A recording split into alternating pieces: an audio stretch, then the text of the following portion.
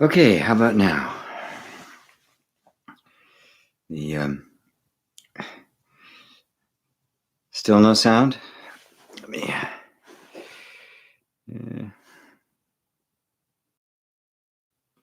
Yes. Okay. Yeah, it was telling me the connection was unstable. So, well, once again, welcome everyone. Welcome to Satsang. It's always put a pillow back here so I can lean back a little bit without looking like I'm lounging, which I am. So, wonderful, wonderful, wonderful. Glad to have you all here. As always, I invite people to just put your name and where you're watching this from in the chat. That's also where I will take questions. And if this is your first time visiting Satsang with G, please mention that. It's really I like to know who's here for the first time, and if you've had experience with non-dual teaching before from any other tradition or any other teacher, that's useful information to have. And as always, please give me the thumbs up, share it, invite people to come in and listen as well. So, as always, when I start satsang, I invite you all to completely forget about your past, completely forget about the future, because those are just thoughts. The only experience we ever have is right now. That is the only experience you ever have, ever had, or ever will have. It's the only experience anybody has ever had. The past, well, you don't want to just dismiss things that happened in the past that was influential on the present, but their influence is the energetic patterns that are present in the present, in the right now. As for the future, it is completely and totally imaginary. And I would say that the vast majority of people's suffering is our obsession with the future. So much so that it removes all of our attention from this present moment. This present moment then becomes simply a stepping stone to a better future. And it just opens the door wide to the idea that there's something wrong with right now. And your mind, believe me, will have all sorts of reasons why right now sucks, why right now should be different, why right now is not acceptable. And these thoughts blind us to the reality of your totality, of your wholeness, of your perfection, of your prosperity. All of that gets veiled by this really virulent idea that right now is not okay. Now, when I talk about the now being okay, I'm not talking about the story about your now. Okay? The experience of this present moment and just being is not the same as all of the content of the present moment, the stories, the relationships, the experiences, all the stuff that is going on, passing in front of this window of consciousness, which is always the right now. When we mistake the content of the now, for this actual present moment, we judge it, we criticize it, we want it to be different, we want it to change, we want some things to go away, we want more of other things. But can you see that that's all just thought? But if those thoughts are believed, they color our perception so thoroughly that we experience it as if it was actually a fact. That's the power of the mind, the power of consciousness, to generate a perception of reality that is unhappy, unpleasant, lacking, fearful, anxious. And the whole point of non-dual teaching, any true spiritual teaching, is to show that that is the great illusion. That's Maya, that's samsara. That is what gets seen through. That is the world that is created completely within your own mind. That is the illusory world. That is what is meant when it said the world isn't real. Right? What it means is that the world, our perception of the world, in which we live and believe to be true and walk in that as if it was true, isn't. But yet, if I believe in it, I will tend to bring it into existence. I will bring it into manifestation, if you would, in my life, simply because I believe it to be true. Now, there's all sorts of neurological evidence for this, as well as the fact that, this is what sages have been teaching for thousands and thousands of years. But it's something that you have to come to really see for yourself. This isn't a mental activity. At best, it can use the highest aspects of the mind, which Atmananda used to refer to as the higher reasoning, which is really the capacity for us to turn the light of our awareness on ourselves, on our own assumptions, even on the pattern of thinking, which is called the mind. So I want you to settle in now. I'm going to start answering some question here. And what I mean by settle in is really bring your attention into this present moment. Now, one of the ways to do that, which is I find very effective, is to simply bring your attention and put it on the body. The body is a wonderful portal into the experience of pure being, because the body, sensations and emotions and the like, are all purely reactive, right? Emotions are always feelings and sensations that run through the body that are triggered by some external event. They are not self-generated. An external event being something that happens out there, or an internal event, meaning a thought. So you can have a thought which will trigger your emotions. Well, that happens because the emotional system and the sensations are always in the present moment. So the only thing they respond to is what's actually present for them. So if I picture myself running out of money, my emotional system will feel as if that's a fact in this moment, because it has no sense of the past or the future. So if you can bring your attention into the body and just the sensations in the body, and nothing but the sensation, with no thought about it. You withdraw your attention and put it all onto the feeling of your body. Because your body is always operating in this present moment, it can help withdraw you from the obsessive flow of thinking that we all get stuck in, and which is the reason we suffer. Because that flow of thinking is the illusion. It is the world, the misperception, samsara, is a world that exists only in the mind. And so when we start just feeling, we're getting closer to this present moment and what is actually happening. So what's actually happening? There's sound going on, there's light, there's sensations running through your body. Now try to just feel that with no story, no judgment, no criticism, no explanation, no interpretation, pure sensation.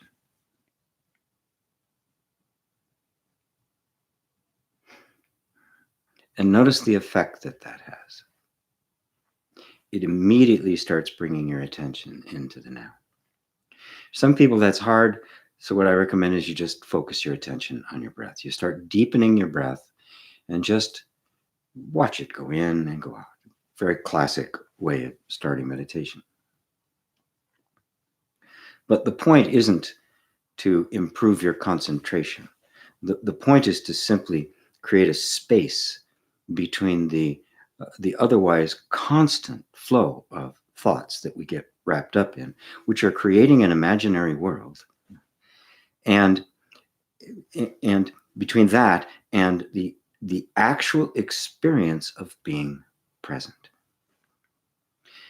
And as you do that, the sensations that is the body, they seem to kind of lose their boundaries. They lose their form, and become more of a just kind of an energetic field.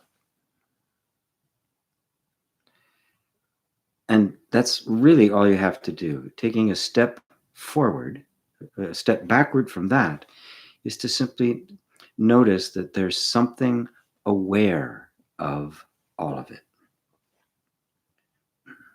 And because everything that's being experienced is constantly coming and going, thoughts very quickly, emotions not so quickly, sensations very quickly, that whatever it is that's aware of those coming and going, you don't come and go with it, which means what you actually are is not a thought, not a feeling, and not a sensation, which means no thought could possibly ever define you. And thus the whole structure of the world and your identity, which exists only in the mind, begins to dissolve into this just pure being. So I'm going to scroll back here to take a look at, is it Pate Laros? Hi there. Gee, hi Pate. Or is it Pat? P-A-Y-T. Brian, hello Brian. Liz Love, good to see you. Ava says, Namaste, dear G, everybody. She's from Poland. Dave Rose from Massachusetts. Daryl from Maryland, D.C. Dave Rose from, oh, hi, GB. Hi, Dave. Dave and Elaine, GP, and all greetings from Southeast England. October Paul, been here countless times. Good. Joren, Joren.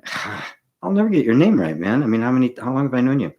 From Gouda in the Netherlands. It's more pronounced Gouda than Gouda. Oh, than Gouda. Gouda.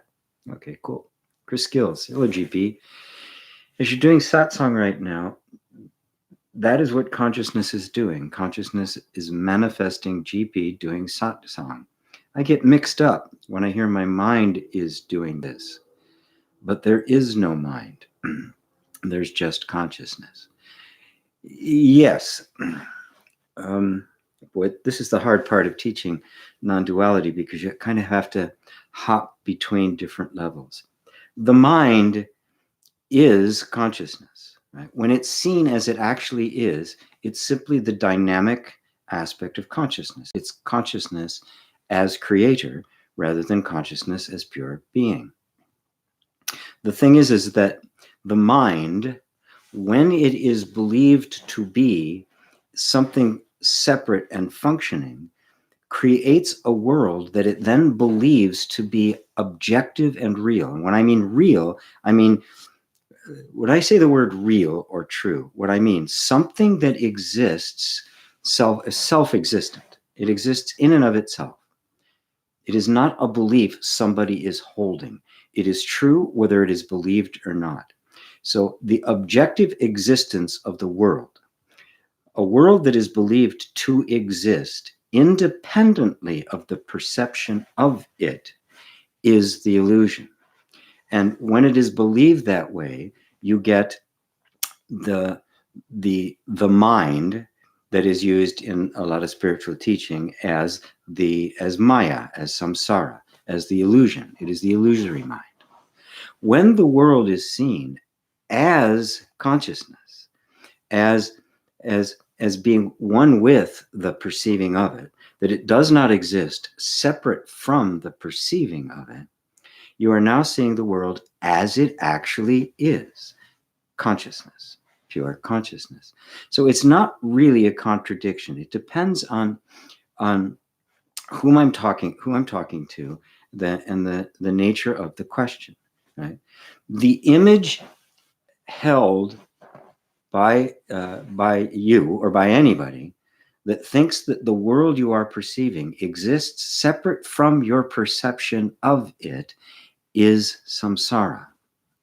This is what Shankara, the great sage of non-duality, meant when he said, the world is an illusion. Only Brahma is real. Brahma is the world. You see, a lot of people get the idea that the world is an illusion. They think of it like a hallucination, right? That there's nothing here at all, right? Well, that's not true. The world, everything you know of as the world is here. It just is not self-existent. The whole key here is to see that that it is all perception. It is all in the mind. When that is seen, the mind is no longer regarded as this bundle of thoughts simply processing external information coming from an objective world. It is seen as the projection of consciousness. So consciousness and mind become one, different aspects of the same thing. In Buddhism, they refer to that as the great perfect mirror mind. So we're actually beginning to see mind as it actually is. But in this process of explaining it, I have to use all sorts of different terms. And I try to do my best to explain what these things actually mean. You say there's just consciousness. Absolutely. That is self-evident. All you have to do is look at your own experience and see, have you ever experienced anything outside of consciousness?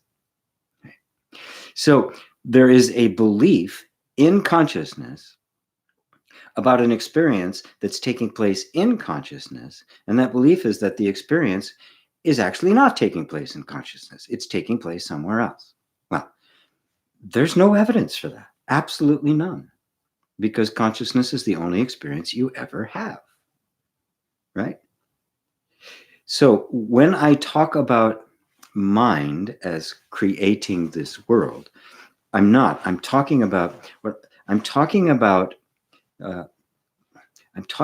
the illusion of a world that exists independent of the perceiver of it. And so everybody walks around with their own view of how the world is, and we all think that our view is what it actually is. But it isn't. It is whatever you think it is. That is the experience you have.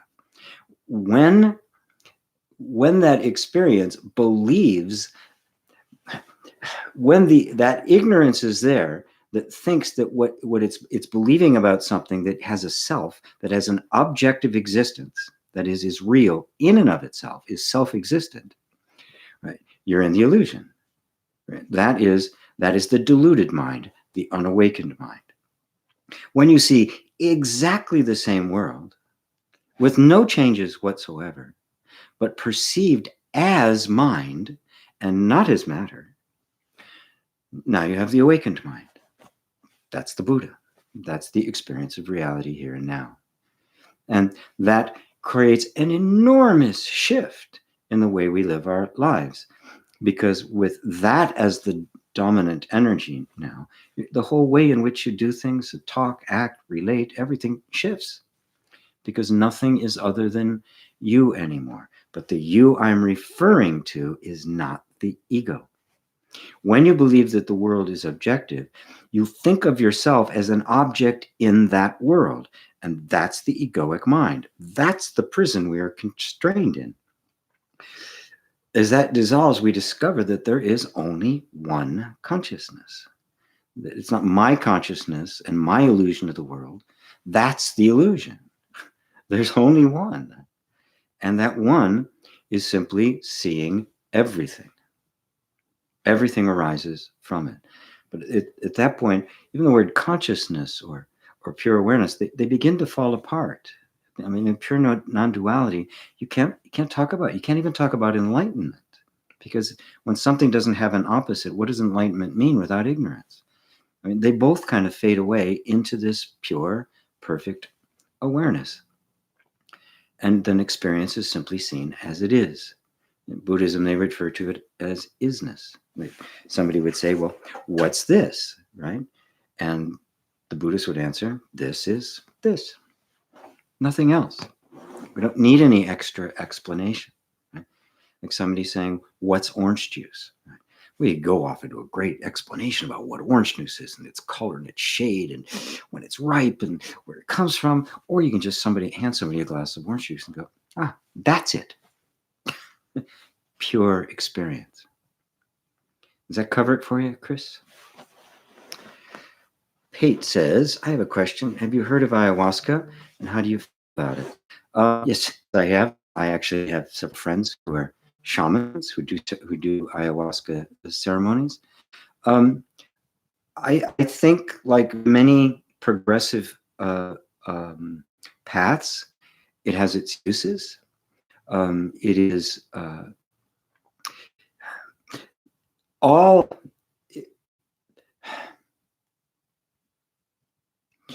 It's quite clear from all the evidence, the stuff I've seen. I watched that movie, The Spirit Molecule, where, what the heck was this guy's name? Rick Strasberg, was doing experiments with DMT. And the profound effect it was having on people, because it kind of shifted, right? People had an experience of experiencing the world without the ego. Now it's temporary, right? And anything temporary is not it. It doesn't. I've known a lot of people who do it. I've done some, right? I haven't led a monochromatic life, and it has its limits. The limits is it cannot tell you who you are. You have to discover that for yourself directly. There is no experience that can reveal yourself to you. None. It can do a lot of stuff. It can streamline and speed up a lot of psychological healing, and emotional healing. It's very effective at treating all sorts of addictions and all sorts of things like that. So it's a good thing. It can also give someone, open someone up to recognizing that their troubles have been caused by being stuck in a particular point of view. So it has that potential to open it up.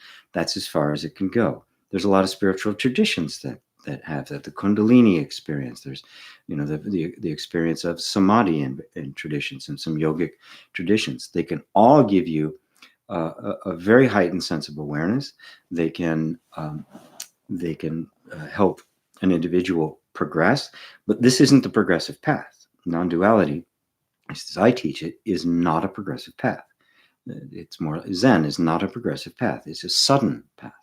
It's a direct inquiry to what is happening here now. It is a discovery of what has always been. It is not a growing into something else. Now, that discovery will have a profound effect on the whole nervous system and your life and how things function. So it will heal as well. But that's not its objective. Its objective is for you to reveal to you who you really are. Right? And so while certain experiences can bring us into a curiosity about that, I found pretty universally, everyone I know who both runs ceremonies, also a lot of people who've done them, some people have done a lot of them, that it hasn't actually cracked the egg of the ego. It has not actually, not to the point where it is.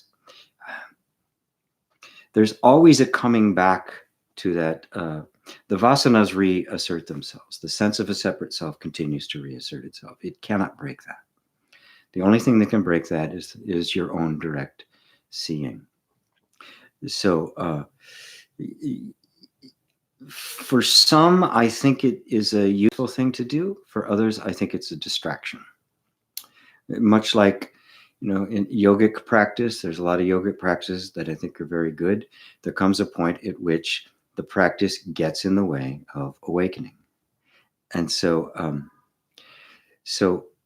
I think, it's kind of an individual decision, right? If you do decide you want to do something like ayahuasca, find a real legitimate shaman that has been trained in some legitimate tradition.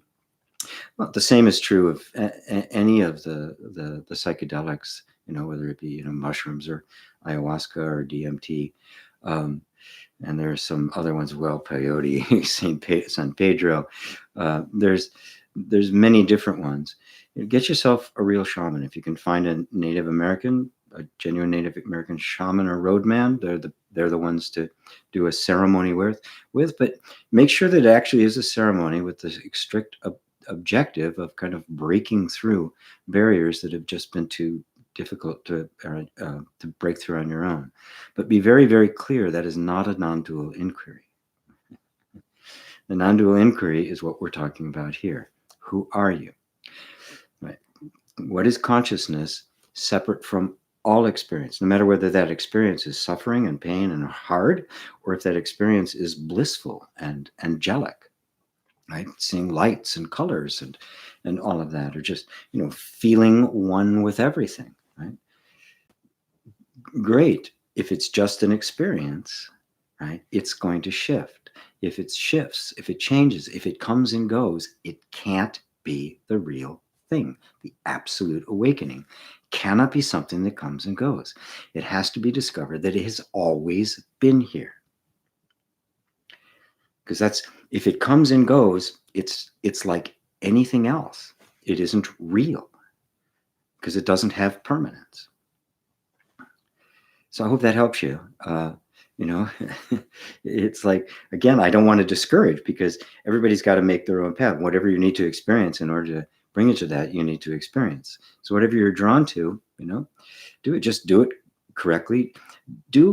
I just want to inspire people to not settle for a merely great experience, a merely blissful experience. I don't want you to settle until you get to eternal bliss, the Ananda of which the sages have talked about. So, Ursula, hello all. Ursula from Madeira, hi, Portugal. Tirelius, how do we plan for retirement, travel, etc., if we don't plan for the future? You plan for retirement now. Yes, you do. You plan for retirement in the now. No, look, not the non-dual approach to things is not step out of your life. I haven't asked anybody, to take a vow of poverty or celibacy or head off to a monastery or to some forest ashram or something. Of course, you make plans for the future. What we're doing is we're looking at it existentially, right? Yeah, I'm going to make plans for the future. But if my plans for the future, what happens when we do things like that, and we have to do that, you can't help but do that, right? If you're going to go somewhere, you have to buy the ticket in advance, right? And the further advance it is, the better it is, because it's usually cheaper, right? So we have to do those kinds of things. Now, what happens when we do those kinds of things is there's a tendency in the mind, because the mind doesn't exist in the present moment, right? Which is why I bring the attention to this present moment, so you can experience things as they are. Because when you go into the mind, it's always projecting more and better in the future. It's always saying, well, I got this plan. When that plan comes to fruition, then I'll be abundant. Then I'll be happy. Then I'll be secure. And that's the problem, which is to say, I'm not now. It's always deferring your happiness, your peace, your prosperity, your freedom to the future sometime. So you plan for the future, knowing full well that you have no control over what the future is actually going to do. The planning is all done in this moment, right? And if you can just simply enjoy, take the joy of that moment as the reward in that moment of the plan, you put it on, and you don't project anything on it other than, I'm going to have a certain kind of experience, right? And I want to have that kind of experience. Then it's not going to be a projection of your happiness into the future. That's all this is about. And to discover your true being, right? I'm not concerned about the conventions of life, right? Those are okay, unless they cause suffering. If they cause suffering, then we look at the sufferer, because now they bring up an existential point. So when I'm talking about allowing everything as it is, right, I'm not talking about let's allow slavery and, child abuse, right? No, of course not, right? What I'm talking about is reestablishing a relationship with yourself so that you stop cutting yourself off from things. As far as the world is concerned, there are things we need to resist, and resist with enormous amount of strength. We need to speak truth to power. We need to make plans. We need to lobby for the best possible things to have, the stuff that benefits the most. But when I'm doing my inner work, when I'm trying to discover being can only be discovered outside of thought, completely within this present moment. When I'm really trying to find out who I actually am, I can never know that in the future. It is always right here and now. And so that's where all of my attention goes. Now, when I come out of that, I go out in the world. I do what I need to do. I shop, I eat, I see people, I do what I need to do. And so it's not a problem. It was Ramana Maharshi said, there is no conflict between work and wisdom. In fact, the more of the more centered you become in the ever-present being in the moment, the easier that stuff gets. Does that answer it for you? Tyrelius, did I say that correct? Great name, wow. Tyrelius Zukarias, wow. So, then Pete says, you plan for retirement now. Yeah. You see that everything is happening in the now, even the plans for the future. Nobody wants to live in the future, because what you're looking for is a particular experience in the now, because it'll be the now when you're there. All I'm trying to do is draw your attention to the fact that the content of the now is not the same as the now. The now is another word for the self, for consciousness, for pure awareness. So does that answer it for you? Sarah Sands. Hello, Sarah. Hi, G. Brilliant to be here with you and the folks. Sarah's in France, Strasbourg, France, a most remarkably beautiful city. Delgado F. Hello, GP. It's great to be here again. I love this discussion of past, present, and future. I do struggle a bit with this when dealing with others who had hurt me in the past and come back into my life. How can we not think about the past or future when dealing with others who might cause harm again? Don't we need the information from the past in order to recognize certain unhealthy patterns in others? Absolutely. Absolutely you do, right? Trust is earned, not just given. Somebody has hurt you in the past. There's no need for you to let them in right now. And all you know of them in this moment is what you have known from the past. Now, we're talking about relationships here. It's relative. This is not an absolute thing, right? When we're talking about ourselves, we're letting go of our belief in the past. We're letting go of our attachments to the past to experience ourselves fully in this present moment. So I'm not thinking of myself in terms of the events that took place in the past. I'm not thinking of myself. I'm not knowing myself in terms of thoughts, emotions, and sensations, which is the sum total of our experience. So I'm not, the past, the thoughts and memories and feelings of the past are being experienced right now in this moment. Right? Now, what is it that's experiencing those in this moment? Right? That's you. That's consciousness, right? So consciousness is the same, past, present, future. It's timeless, right? So now it's just this particular thing is there. They're in your life, right?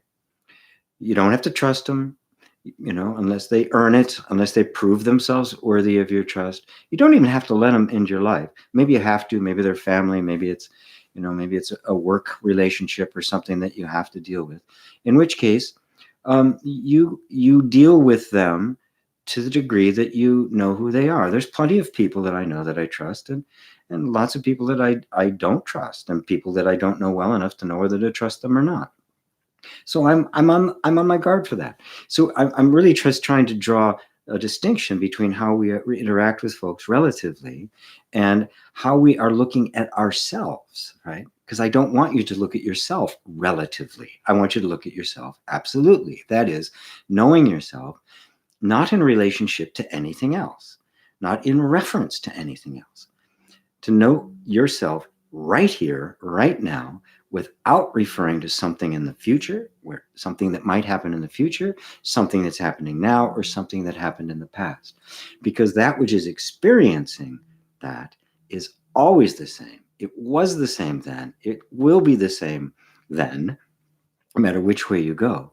And so all I'm trying to do is bringing your attention to what is always here, what is timeless, right? To who you actually are. That simple sense of being aware, is your self, right? Now, knowing that doesn't mean I have to accept everybody who comes along as if they're my best friend. That's the egoic mind trying to be spiritual. Oh, I've got to accept them now. I got to let go of the past. There's no past. No, that's the mind trying to do what the mind cannot do. Right? Consciousness can do that. There's no past to deal with. I'm experiencing something right in this moment, fresh, new, alive. Right? And I get all the information I need about this moment from this moment. You could feel it, right? Is this person trustworthy?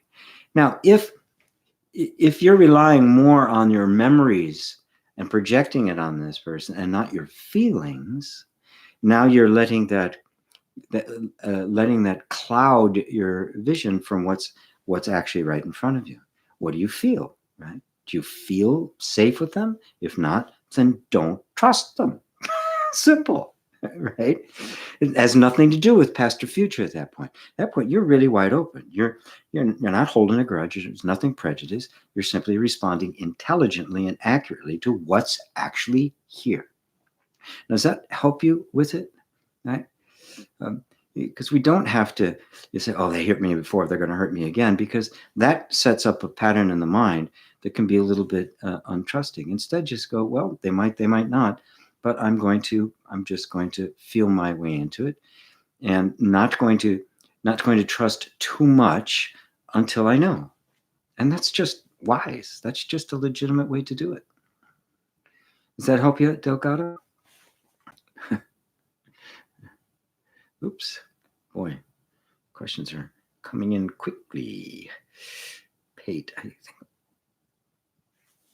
Oh, that's a conversation. Somebody's having something. You're pronouncing it. Oh, I'm pronouncing it right. Good. Good. I think all of this is okay as long as you realize the past and future stories in your mind. In your mind, there is no actual reality to past and future. All there is now. Yes, that's true.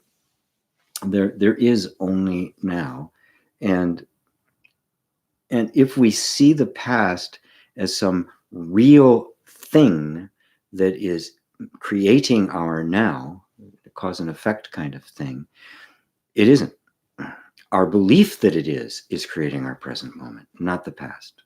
Our beliefs about the future and our beliefs about the past, which exist in this present moment, are what create this present moment. The past never creates anything. It's gone. It's not here. Anybody seen the past? It's not here.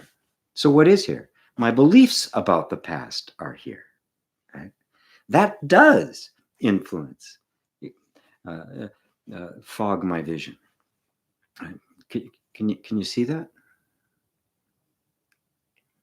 Pate, I'm pronouncing it right. Yay! Delgado adds, how can we not judge them from what they did in the past, yet still be aware of unhealthy patterns in order to protect ourselves from being hurt once again? Thank you.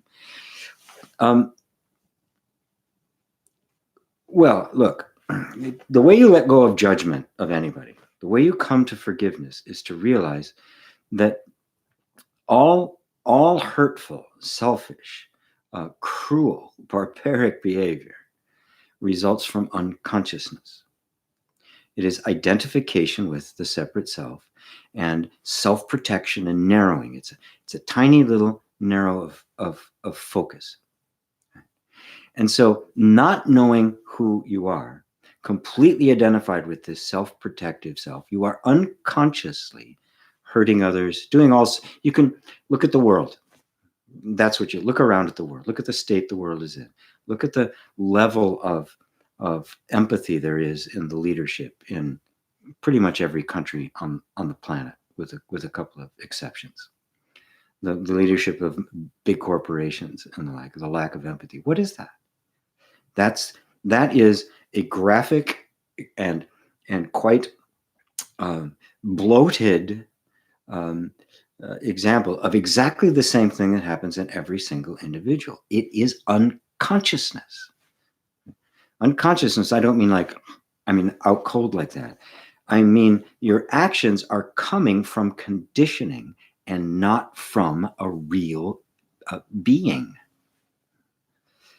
It is the robot. It is nothing but conditioned responses. When you see that, you realize that the being, the real person, is innocent, but they're asleep. And so they're acting out their conditioning. Now, knowing that they're acting out their conditioning protects you, right? You don't trust them. You don't put yourself in your hands. You know what they're capable of. You don't trust them. That's your protection. But you can clearly see that the only reason that's happening is because they're asleep and you're dealing with their robot. You're dealing with their pain body, if you use Eckhart Tolle's term. You're dealing with their conditioned self. Right? But the true self is still there. It's innocent. It's never been touched. That was the first revelation that took place for me when I was 19 years old. I saw that so clearly, that the essential being was innocent. There was original innocence at the heart of it that has never been touched by any of this. Right?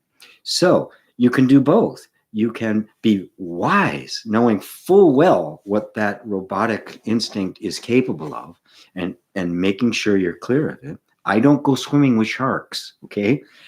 That's what they do. They swim and they eat and make little sharks. That's all they do. I will look like food to them. So I don't do it, right? Because I know that is how they're going to behave. There are people, I know how they're going to behave, so I only deal with them in a particular way and no other way. At the same time, I know I'm not actually dealing with them, the real them. And then, there's enough of awakening that they'll show up to one of my classes, or they'll come here to Satsang, some little window will open up and suddenly the real them is emerging, right? The conditioning has, the sky has, the sea is parted enough, or at least there's a boat on it, that they can begin, that something deeper is beginning to awaken in them. The true them is beginning to awaken and shine through the conditioning. And so that's the true meaning of forgiveness. The way Christ used the word, it does not mean pardon, as it has come to me, right? You did something, you deserve to be punished, I'm letting you off the hook. That's a pardon, right?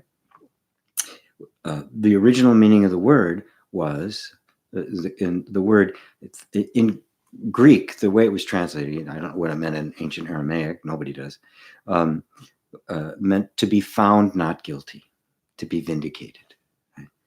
So the reality of you is not corrupt, right? But when you are asleep, what is operating and controlling your life is all the robotic, unconscious, conditioned tendencies.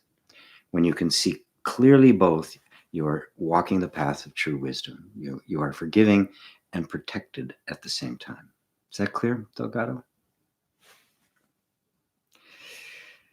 Young B. Hello, GP. I took a medication somewhat years ago, which caused depression and anxiety to this day, and I have no control over it. It is not caused by thoughts, but by malfunction of my brain. What can I do?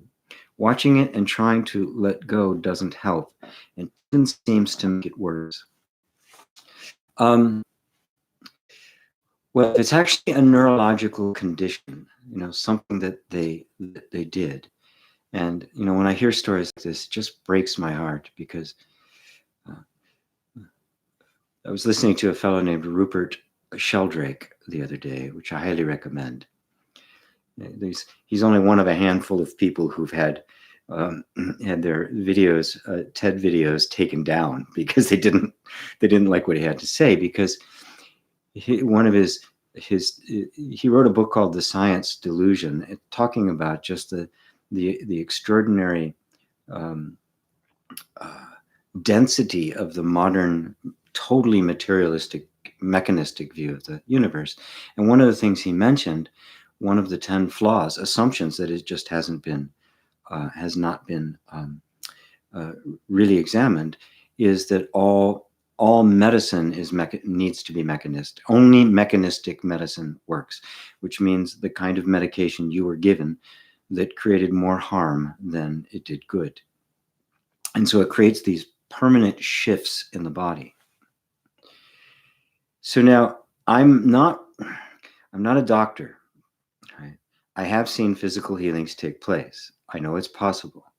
In fact, there was one time in my life where that was my emphasis, when I was always trying to do that, and I realized it just wasn't the right way to go, and it put too much of an emphasis on the results and not enough on the heart, the soul, the existential questions. When I say to let it go, I don't mean you're performing some kind of a practice that will make the condition go away.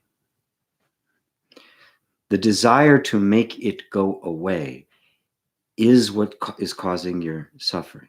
Now, this is maybe a hard thing to hear, because I don't want to diminish what you're going through, because I know what it's like. I've been in positions of real deep depression and darkness and stuff. I mean, this stuff has come up.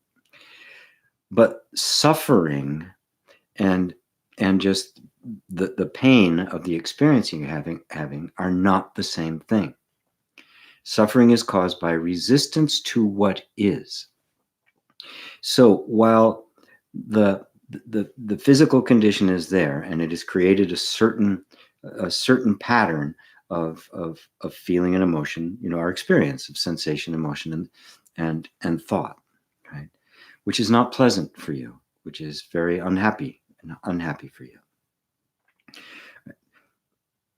I can't immediately deal with the physical thing, and I don't take a mechanistic approach. I'm not a doctor, so I won't. So I also can't advise on that. Right? So I come at it from a different perspective. In every illness, no matter what its kind, there's the condition, the physical condition, but there's the emotional component of it. The suffering is all in the emotions, in how we are reacting to it, how resistant we are to it. So when I say to let go of it, what I mean is to let go of your resistance to it, to let go of your story about it, the story that it shouldn't be happening to me. Why am I stuck with this? So many people aren't stuck with this. Why am I? Now, those kinds of thoughts, right, are something that you can notice they are there, but not engage with, not pick up on that storyline. Right? And yes, you may not have control over whether those thoughts are coming or not. The truth is, none of us have control over none of us choose in advance what thoughts we're going to think. Right? I mean, if that were the case, there'd be a time of the day where you'd be sitting there looking through all the potential thoughts to determine which ones you're going to have. You say, okay, I'm going to have this, this, this, and this. And of course, nobody in the right mind would pick ones that were depressing or unhappy or anything like that. So nobody controls their thoughts, right? That is an illusion. There's some New Age people that talk about that sort of thing. Control your thinking, Nobody does. The mind the creation of thought, the repetitive kind of thoughts that create suffering, are all conditioning. They're just a conditioned pattern in the nervous system that you did not create, you're not responsible for, and you cannot stop. Right? The act of trying to stop them is, in fact, yet another thought, which actually makes them stronger. Because it creates more conflict. The more conflict there is, the more defensive the nervous system is, the more it creates those thoughts, the more it creates the misery. So how do you cut the thing? Well, as hard as this may be for you, right, to notice that the thought is there and not engage with it. Even the thought, I can't get rid of this, is just a thought. It too is originating from that same place. And so you just look at it and go, if my attention is withdrawn from it, right, its power is minimized. And it is my view that if that happens, even thoughts that may have some kind of physiological malfunction that's creating them will have to dissipate. Because a thought is not self-sustained. Right? They are sustained by the attention we give it. If we don't give it attention, it will try different ways to grab your attention because it's a habit. Right? It's like any habit. When you stop doing it, it gets more intense. Right? But after a while, if your attention is continually drawn away from it, right, it begins to dissipate, also like any other habit does. Right? And while will this completely cure your depression? I don't know. It could.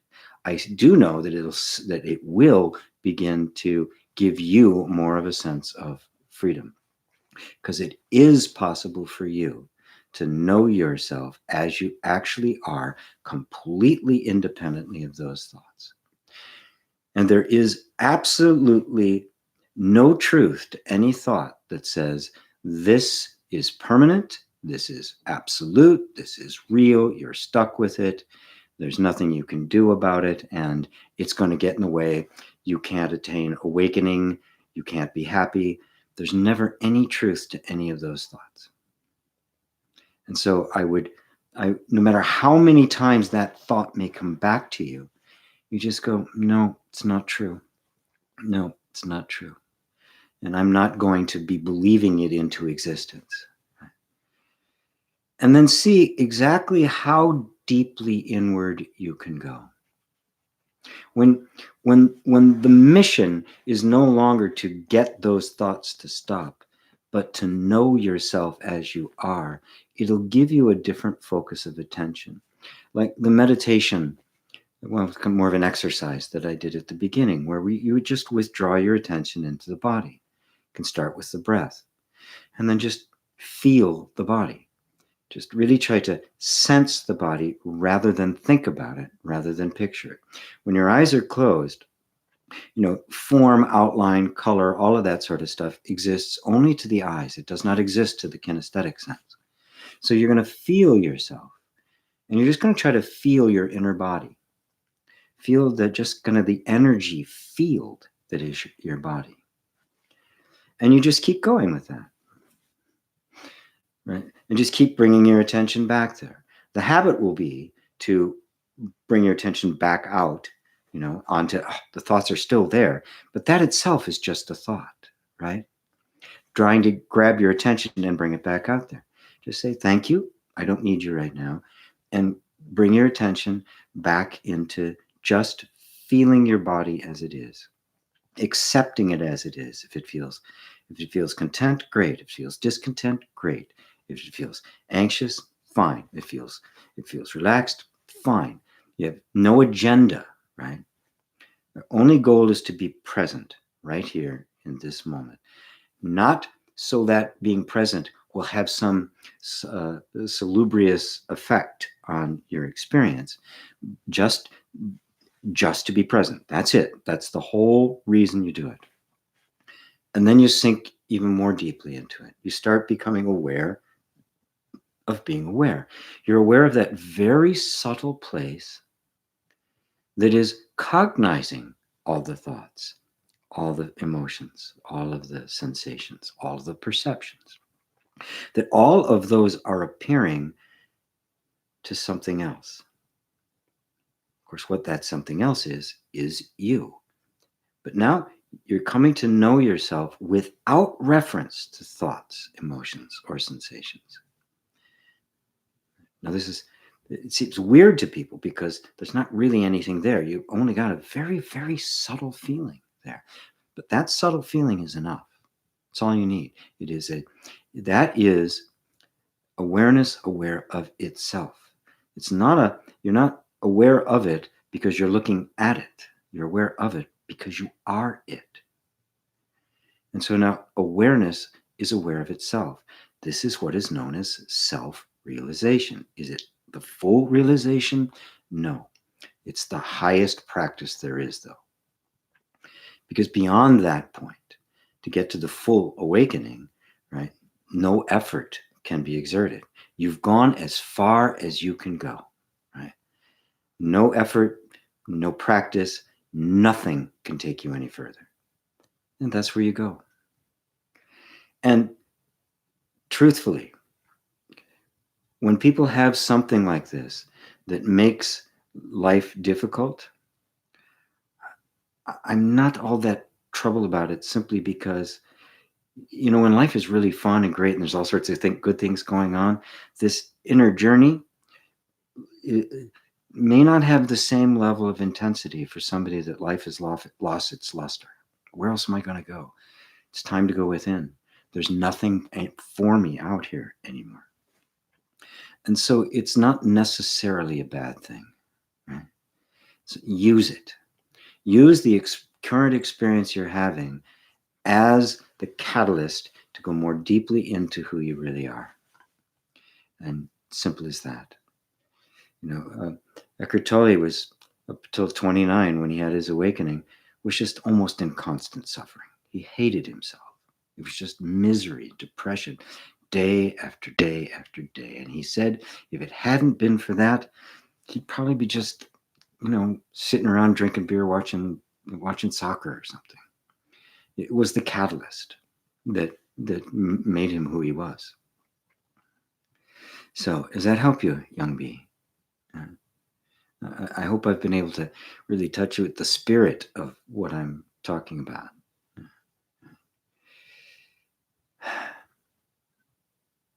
It always gets me when I hear stories that pop up like that of medical mistakes, which are actually, believe it or not, one of the leading causes of death are medical mistakes, misdiagnosis, and incorrect treatment. It's mind-numbing. It's become so oriented around technology and making money that the heart of it has gotten lost. Carla, letting go equals surrendering everything that we cannot change, what we can understand, surrendering to our existence, surrendering to God, our existence. Yes. Yes, indeed. You are surrendering to God only to discover that God is simply another name for who you really are. And it's good that we have a different name for it, because it's really easy for the ego, right? I actually saw a movie once called, the three words or something. I can't remember exactly. But it had all these guys, and the three words were "I am God," and I could just feel every one of the people who was saying it. It was actually, there was a subtle sense of ego there, right? Because the self, that the God is another word for the self, then I am that God. Well, only God can say they're God. So I always ask the question, but where is that coming from? Because the ego really wants to latch on to non-dual terminology. It wants to latch on to all of these ideas to sustain itself, right? Oh, I'm God. Oh, I co-created the universe. I can manifest whatever I want. But rarely do people ever question, well, who's that I that wants? That's what this is for. This is what Satsang's for. That's why we're here. To question the I that is doing those things. Yeah. Even questioning the I that wants to surrender.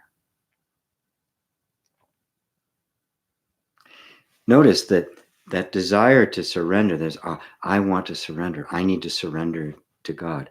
That I is a feeling of being disconnected from the self or from God. Right? So it wants to surrender, but it can't surrender. Real surrendering is the recognition that there's never been anybody who needed to surrender. There's never been anyone other than the self. And so the sentiment of surrender is actually a concession. It is a step along the path that brings you to the point where you are more willing to put your attention towards the truth of the self than just getting what you want out of life. At that point, there's no more surrendering you can do. The ultimate surrender then is the realization that the you that surrendered never existed in the first place. Again, I quote Mooji because he put it so beautifully. He said, the one who starts the inquiry does not finish the inquiry, but is finished by the inquiry. God does not need to surrender to God. There's nothing to surrender. Just wanted to take that up a notch for you, Carla. Mary Sykes, hi GP. Do you feel that we all have one basic foundational belief that is holding the house of cards together? And if so, if we pull out that one card of the whole house falls? Yes. Rob says, nice question. Agreed. Yes, there is. There is one belief that holds the entire thing together, and that's the belief that you are not the self, that there is another self. That is either just completely egoic and destroying the earth, or is spiritual and trying to find its true self. The separate self is the one belief, been projected upon all of experience. There is no separate self. It doesn't exist. It is just a thought. Believing that it isn't just a thought, that there is actually somebody striving to wake up, projects a self, an imaginary self, on your experience. And now you see the experience through those eyes. That's the one belief. Did I just do two? Right? In some cultures, they would say two. In this culture, that's one, right? I'll pull the thought back. One, that's it. That's the entire thing. The problem is it's so subtle. This belief is so subtle.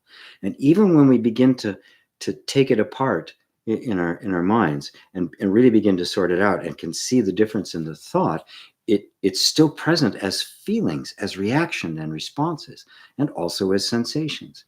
So rarely there's the revelation that just cleans the entire thing out, at least most of it out. Even Ramana had a few things left over, right? Not much, but a few things left over.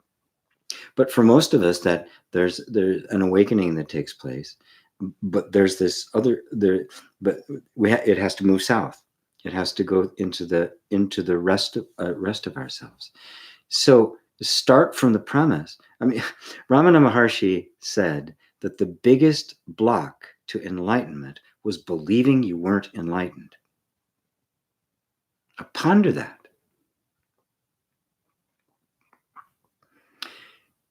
If you already are that, what path is necessary? What practice is necessary?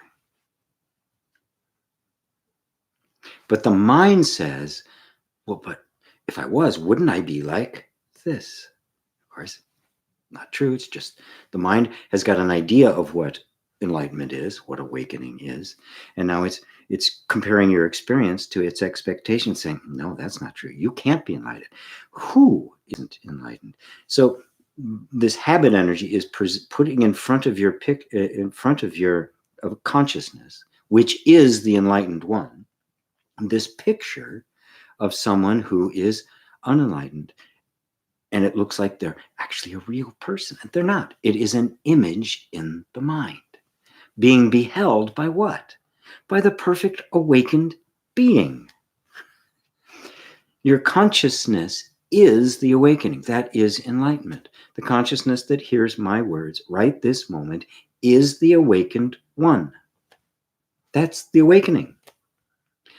All the rest are thoughts veiling it. Veiling it to who? Veiling it to the thoughts.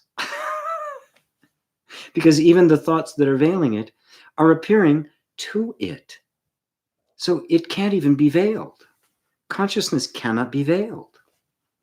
So we're merely being seduced into thinking of ourselves as a being separate from the sense of self, trying to recover it. Right?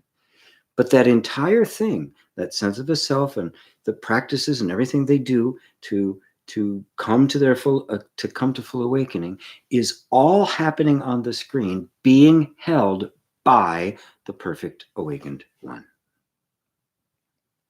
I can't put it more succinctly. I don't think. Now, that said, I do this all day, every day. I teach stuff like this because there's all sorts of places where we fall, all sorts of places where we get seduced. Buddha had countless numbers of teachings to help people at various stages of consciousness. Right. So if what I just said doesn't, it's like, well, I don't get it. It's okay. Right. We're just stepping back. Right.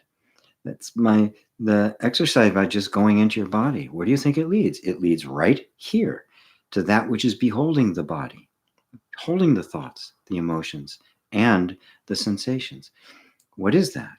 Well, that's you. Obviously, that's you, right? It's not somebody else. There's not an awareness, and there's you over here. Oh, there's awareness. The awareness and you are one. That's your being. That's it. Now you just stay there. Just keep your attention there. When it wanders away, you go, oh, you either bring your attention back into the body to go back to that place, or you could simply say, oh, I've been distracted. Well, okay, well, who is aware of what distracted me and the distraction? Well, that's me. Is there anything other place I can go? Is there anything beyond that that's aware of that? Well, no. Well, that's it. I'm there. I've always been there. My goodness, I've always been here. I've always been the one that witnessing what's ever been going on that screen. I've always been the one saying I. That I has always been the same. But that I got mixed up. And that word I, as in common usage, was referring to the body, the emotions, memories, name, form, all of that kind of stuff. But that actually isn't an I. There's no I there. That's how you can see through the separate self. There's no I there. There's a bunch of forms and names and stuff going on. And the thought says, I am the body. I am a man or a woman. I am this or that, right? But that I is not referring back to the consciousness. What's the only real I? What really is the only thing qualified to be called I? Well, it's the consciousness of all the rest of it, right? There's no I without somebody to perceive I. So the word I has been misassociated with the experience. And all we're doing is turning it back around and bringing it back to its actual source, the I that's prior even to the thought I, that had to be there before a thought of I could ever have happened. There had to have been something absolutely there, something that is, before it could give rise to a thought about what it is. Am I clear on this? Gotta hope so. I love talking. This is so good. I'm having a great time. I hope you guys are too. But anyway, Mary, yes, that's the one card, right? There's a lot of techniques. There's a lot of spiritual practices. The whole progressive path. That's why non-duality is not a progressive path. It is not about exercise, not about improving you. It's about seeing through you. It's about seeing the you thought you were is not who you are. And while on another level, it depends on who I'm dealing with. I will still do private sessions with using EFT and stuff, because I can only go as far with somebody as I can possibly go, which invokes in me, the bodhisattva vow to simply relieve suffering. That's what I'm here for. So I will do that in any way I can. And in that process, as suffering becomes more alleviated, more and more opening takes place to dive more deeply into the true nature of the self, which is absolutely present all the time. It's never absent. It couldn't be, or you would not exist. If the self, if consciousness was not here for even a second, you would not exist, period. Consciousness is what you are. It's the only experience you have. Now, the belief in a separate self, that is that I, the I thought, is referring to the body rather than to the consciousness that is aware of it, that misdirection of it, is what gives rise to everything else. It makes an external world, which that was believed to be made of matter. It invents all sorts of physical laws as to how it's operating, not completely ignorant of the fact that it has created the entire thing. It is the God of creation and doesn't know it. Even God is simply an appearance in the infinite consciousness.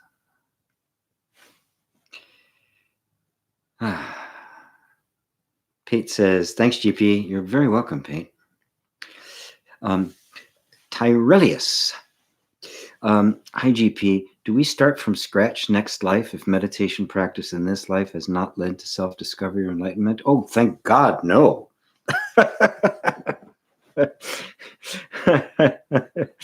It's like it's like those video games, right?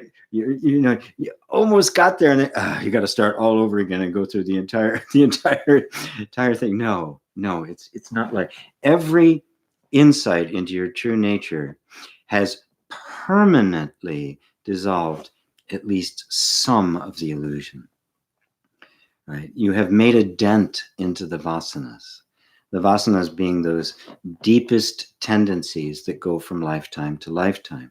The only way to eradicate the vasanas completely is the non-dual inquiry. To do that, you're simply going to do exactly what I've been explaining on doing, and just stay in that place. The thing is, once you get to that place of pure being, right, which isn't hard to get to, your mind is going, okay, well, now what? Well, there is no now what, right? Because if there was a now what, there'd be something else you have to do. It would be a progressive path. It isn't a progressive path. That's it. That's being. And from there, you are simply looking at every thought, every feeling, every emotion that is coming up, and noticing how they all are referring I back to something out to simply an event taking place within consciousness. The I is consciousness. And even the tiniest little insight is forever, because it isn't a personal achievement. It is a recognition of what has always been true. So it's true now. It was true a million years ago. It's going to be true in the next lifetime. And so the glimpse of the truth connects you with the timeless. And that's why you won't have to learn it again. It will be the baseline from which you start, right? And even as I say that, right, right, it sounds as if I'm saying that there's a progressive path. We may experience it as a progressing that takes place, but what I'm trying to do is cut through that to show you there isn't any experience. There isn't any progressive path. The progression that is being made is itself being beheld by that which never has and never needs to make progress. We are eliminating the belief that we have ever been anything else.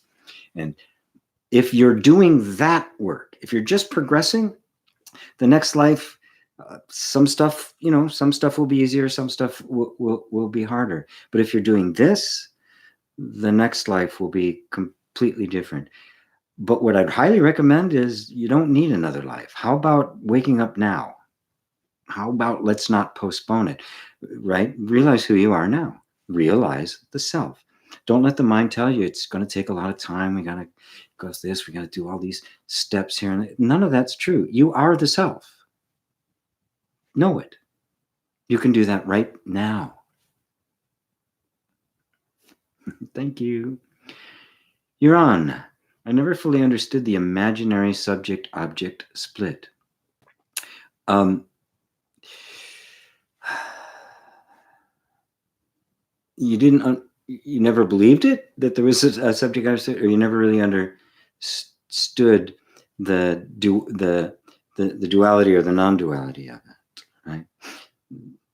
The subject and object is the idea that what I'm beholding is different than myself, right? But like a dream at night, while it appears is that what you're beholding is somebody else, it's in fact you. So there is no subject-object split of external when you're looking at objects, because they're appearing in consciousness, they're appearing to consciousness, and are made of consciousness. So there's nothing but consciousness. But that's not nearly as important as recognizing that you cannot know yourself as with a subject-object relationship, right? I can't think of myself as the body and then go, oh, I am, what am I? Well, I'm a man, I'm this old, I was born here, I'm going to die at some point. I've had these experiences, right? That's a subject. I've got an image. It's a subtle subject because it's an image in the mind, right? But nonetheless, I'm looking at this image in my mind, subject-object relationship, right? There's me, the subject, the one perceiving it, and what is being perceived.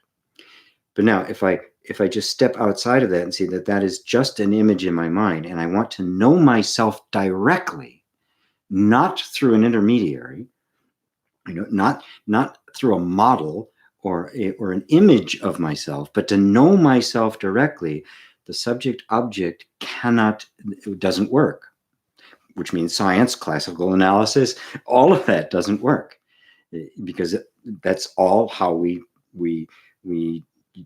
do this, how we look at one thing and look at another thing and study it and that sort of stuff. You cannot do that with yourself. So it's a completely different way of coming to knowledge, true knowledge. Jnana knowledge, is they refer to it in Sanskrit, which is the highest form of yoga. The real knowledge is not classical analysis. It is not subject-object split. It is self-awareness. It is knowing oneself directly through no intermediary, with no reference to anything else, not without the use of any kind of models or representations. Knowing yourself as you are. The only way to do that is, as I did in the exercise, to go back to that place where it's simply pure being. You're aware of being aware. You can't go any further than that. That is the subject. That is the subject knowing itself as the subject. Or as Muji puts it, non-phenomenal recognition. You are recognizing yourself, not as two things, but as one. I simply am experiencing myself as awareness. But the self that I'm experiencing is the awareness. Now, that's best I can put it in words, because when I put it in words, it's the mind, and there's always subject-object split in the mind. That nothing else can possibly exist. The mind can't function without that. So you're outside of the mind now. So what do? You just go to the sense of being. That's it. And from there, the self will realize itself, reveal itself to itself in its fullness. Not the only one who said that. This is exactly what Ramana Maharshi taught. It's what Muji teaches. Which, it's what Papaji taught, which is the same lineage. So, did I answer your question correctly, Hiron? I thought I got the gist of it. I just want to make sure. We go down here. So, a lot of stuff here. Okay, David and Ian, hi, you guys. We've been enjoying the light of consciousness shine brightly over the last 3 years through our great niece. We have also observed the burgeoning self-consciousness and sense of self-identity develop. I'm sure if even tactically we acquiesce in this, but it seems difficult to know how to relate to and behave with such a young mind in any other way. Any thoughts? Many thanks. I'm going through the same thing with my granddaughter. I live with them. We all live together. So I'm with her every single day, and I have been well, on and off. I was traveling back and forth a lot for a while, but for the last year or so, I've been with her every single day. I take her to preschool every day. I do stuff with her. Just last night, we went out and had dinner, her and I, just the two of us, to play so mom and dad could get a date. And I've watched exactly the same thing. My son, who's very awake and aware, is feeling, he's feeling it even more intensely than I am as his daughter. It's like, there it is. What do I do? There's nothing you can do. There's a natural process by which the ego develops. The development of an ego has to happen. It's part of the system. It's part of the way it works. It seems kind of bizarre to us. Why can't we just not have it? People who never develop an ego are what is known as schizophrenic. They are completely incapable of being anybody. And so they become completely dysfunctional in the world. Because they, imagine walking into a shoe store without a sense of identity, right? Not an awakened lack of it, because you've passed through that, but as somebody who's just never known who they were, never had an identity that allowed them to function in the world. You go into a shoe store, you look at, 300 pairs of shoes, right? 200, 500 pairs of shoes, right? And you'll immediately be drawn to a couple of them, right? If you're a man, maybe 1, 2 tops. You'll try it on. If you're a woman, maybe 10, right? But not 500, right? So something is saying, well, this is me. This isn't me. So it's a very, very nice way of kind of narrowing down the choices, right? And so of those, I can pick, yeah, I really like those. These are the ones I'm going to get, right? So that's the function when it's healthy. Now, if you're stuck in it, now the ego becomes kind of petrified into a more defensive, separate sense of self, which it will if there was a lot of trauma and abuse in the home, because it needs to hold on to whatever it can possibly hold on to. But what happens is then it can't move, it can't grow, right? Because 6 months now, you might go to get a pair of shoes and be a completely different person, and that'd be fine. This wardrobe doesn't work anymore. I want something else. So that development of the ego has to take place. The question is, how restrictive is it, right? So both my son and his wife and I are always on the lookout to both encourage and guide, right? You have to restrict some things, but try to do it in such a way that it isn't that nothing gets communicated that there's something wrong with her, and she's a very powerful little girl as a result of it, and very observant.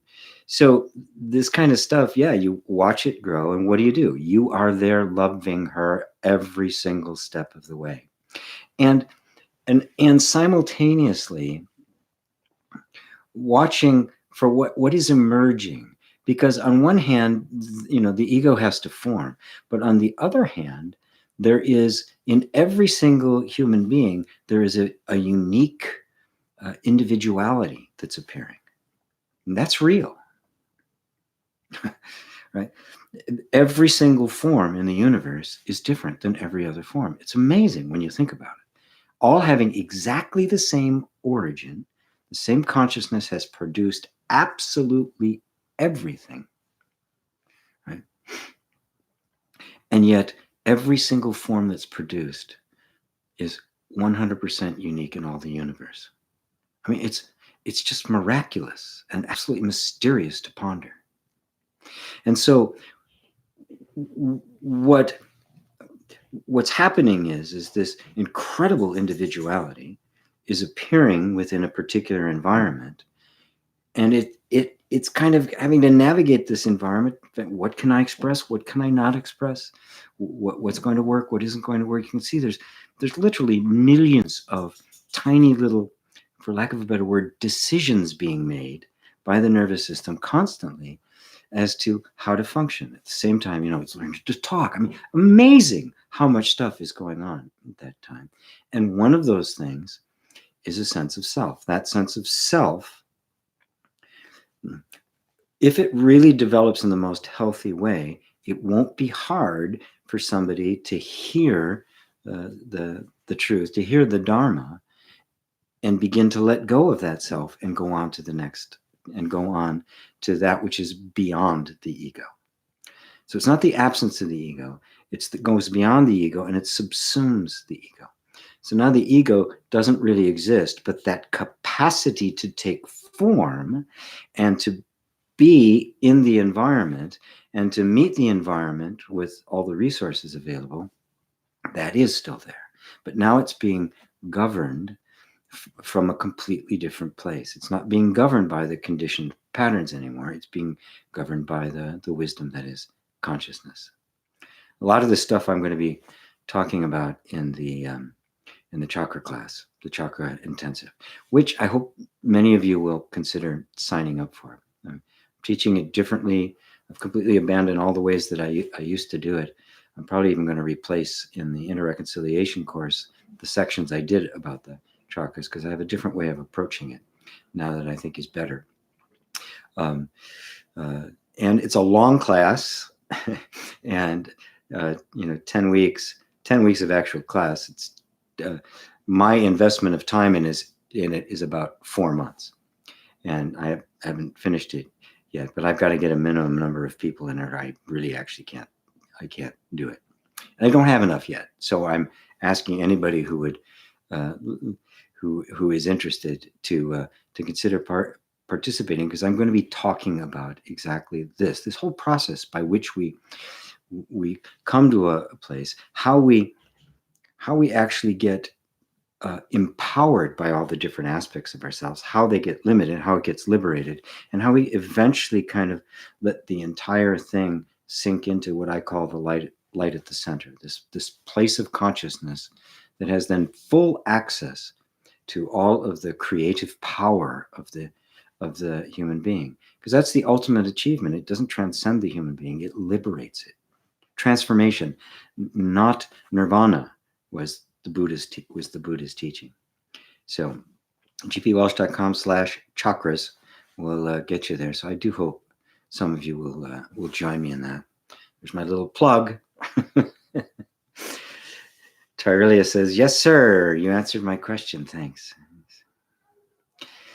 El Tejano, I mostly just ask my magic 8-ball. Well, good. Hope it works. Casavadas, good morning, GP from India. From India. Go. Wonderful. Glad to have you. Delgado, thank you, GP. Yes, it helped a lot. Love and light. Kavada says, past is in the thinking now, a story, right always. Correct. Is that a question? Statement? Either way, yes. Yeah, it is. It is a thought taking place in this present moment, right? So there is no past. There's only a thought now that says, I'm the past. That's all it is. And to believe it, to claim, to give it some kind of power, who's doing that? Well, you are in the present. It's subtle, but it's fun. Once you see it, it's like, oh my God, once you see how this all works, oh my God, it is so fascinating. Dave Rose, GP, I have this enormous problem with frustration, which leads to anger, which I know is based on past conditioning, but I cannot seem to shake this. Then I get depressed. Okay, let's see.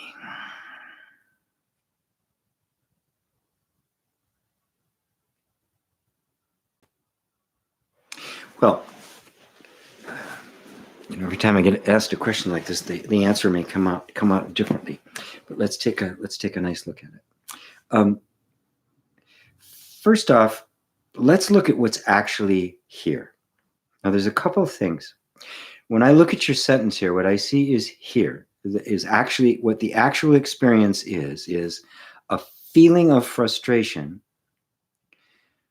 which then turns into anger and then turns into depression. Right? Now, frustration is you want something to go a certain way and it doesn't, right? And you don't feel like you have the resources. That leaves one with a feeling of powerlessness. The feeling of powerlessness and vulnerability triggers the anger response, right? It's either going to be fear or anger. I got to get away from it or I've got to fight it, right? So it triggers anger, right? There's something in my life, it's blocking me or it's threatening me, feeling very frustrated, can't get it done, right? I'm feeling I don't have the power, which triggers the defensive mechanism of anger. And after a while, that tension is too high, or maybe the thought, I shouldn't be feeling this. I'm a spiritual guy. And then you feel bad about yourself because you experience both frustration and then the anger. And now the feeling of depression, which is simply the nervous system shutting down because there's too much energy and it can't deal with it. That's what depression is. Okay.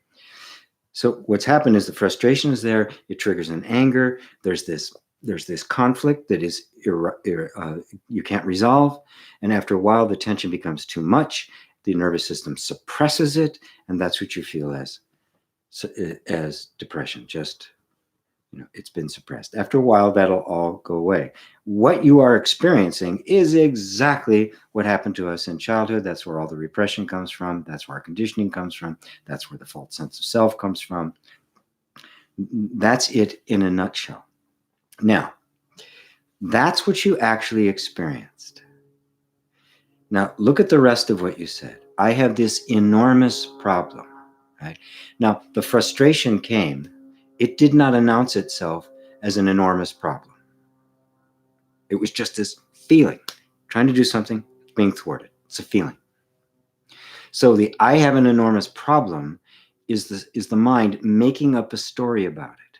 Now, is this I have this enormous problem contributing at all to a resolution of the conflict? Zero, right? So that's just a story the mind made up. And if that thought, I have an enormous problem, wasn't there, would you have an enormous problem? If that thought never occurred to you, there'd just be a feeling of frustration. Now, obviously, there's something prior to this because you're trying to accomplish something, right? And haven't been able to. Something that you wanted but weren't able to get, right?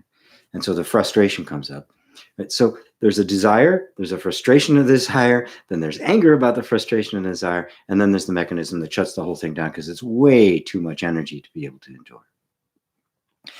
Now, the next thing you say is, I know it's based on past conditioning.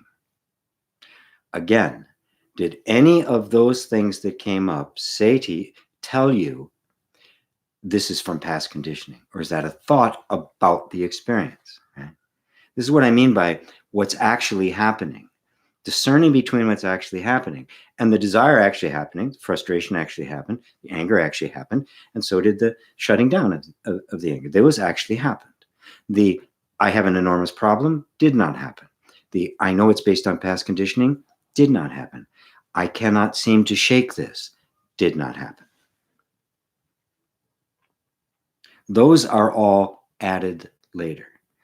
So I'm bringing your attention now to what's actually here. Go back to the beginning of the train, right? There's a desire for something, right? And then there's a belief about that desire that says, I can't get it. I can't have it. And I have to get it or I won't be happy, right? Now, can you just be with the desire without attaching to it the notion that it holds the key to being happy or not? Just be present with the feeling, that desire. And I know I'm assuming you didn't say anything about the desire, but frustration always means there was something, you were trying to get or get rid of, right? So there's either some kind of a desire, there was a desire there of some sort, otherwise there'd be nothing to get frustrated about, everything would be fine. So there's some kind of desire there. So go back to that original feeling of the desire. And there's probably some other steps to lead to the frustration. There's going to be some thoughts and feelings around that desire. There's going to be beliefs that I can't have it, or I really need it. If I don't have it, I won't be happy. Those two are not actually in the experience of desire. That is a conditioned reaction to the desire. So can you get to the desire all by itself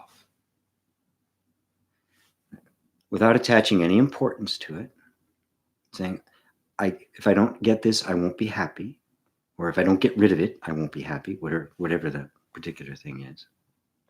And just be present with what's actually here. A desire has arisen in consciousness. And when it did, there was reactions to it.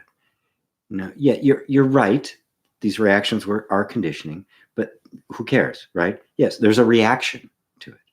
And the reaction is causing frustration, right? The reaction being, I need it, can't get it.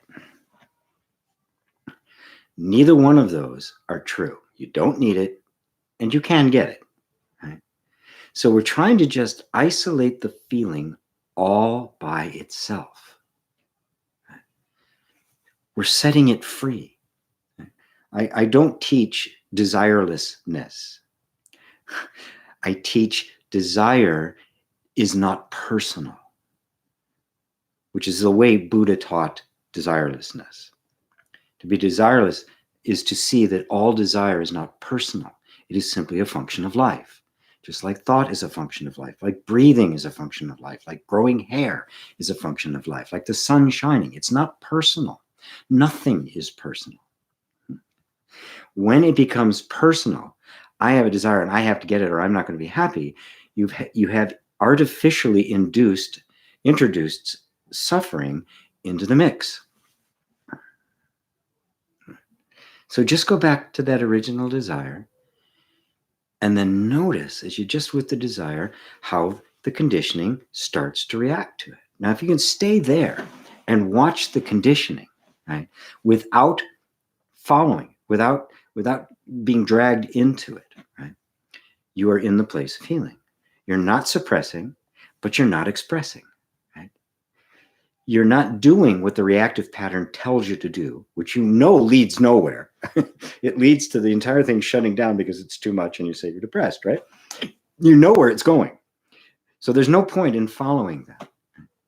We think we have to because we're identified with the conditioning. Right? So instead, just be with the desire all by itself. And one of two things will happen. Right? First off, it's going to put you in the position to free you from the conditioned responses, the deep, energetic conditioned responses that have been the hiding place of the sense of a separate self.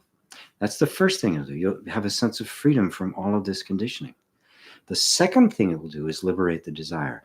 Now, the desire either can grow and fulfill itself, or it can just dissolve away because it doesn't affect you either way. Your happiness is not dependent on whether this desire gets fulfilled or not. And without that dependence, your happiness becomes, Om. It becomes this steady background, right? And that's the perfect environment in which conditioning can be completely dissolved. All the vasanas can be completely burnt to a crisp because there's no place there for the separate self to glom onto. Does that help, Dave? Great question. Hey, GP, Tirelius. Wait a minute. Oh, Delgado. Wow, GP, the way you explained conditioning was beautiful and helpful. I appreciate you so much. Oh, you're very welcome. Your answer to Young B has helped me so much, GP, about the medication. Thank you. You're very welcome. And Young B says, thank you very much for your answer. I really appreciate it. Excellent, excellent, excellent, excellent. Torellia says, hi, GP. I understand karma is our action, but if someone is involved in a car accident, is it their karma, however innocent they may be? Is it cause and effect with justice and reward? This is a tough one to answer, because the non-dual approach to it is very, very different than the traditional approach to it of karma and reincarnation and that sort of thing. And frankly, it's one of the deepest teachings that there is to really begin to see through this. The Buddha's enlightenment, Siddhartha, the moment of Buddha's enlightenment, no, he wasn't Buddha then, he was Siddhartha, where he became the Buddha, was when he saw through the chain of causation, starting with ignorance and leading to old age and death. He saw through karma.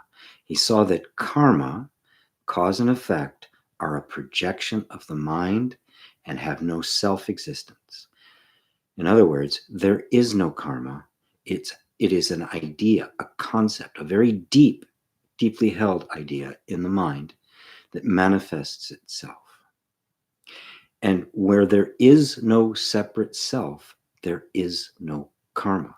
Where there's no cause and effect, where there is no conditioning, where there is no there is no past or future, there is no nirvana or samsara, there's no karma.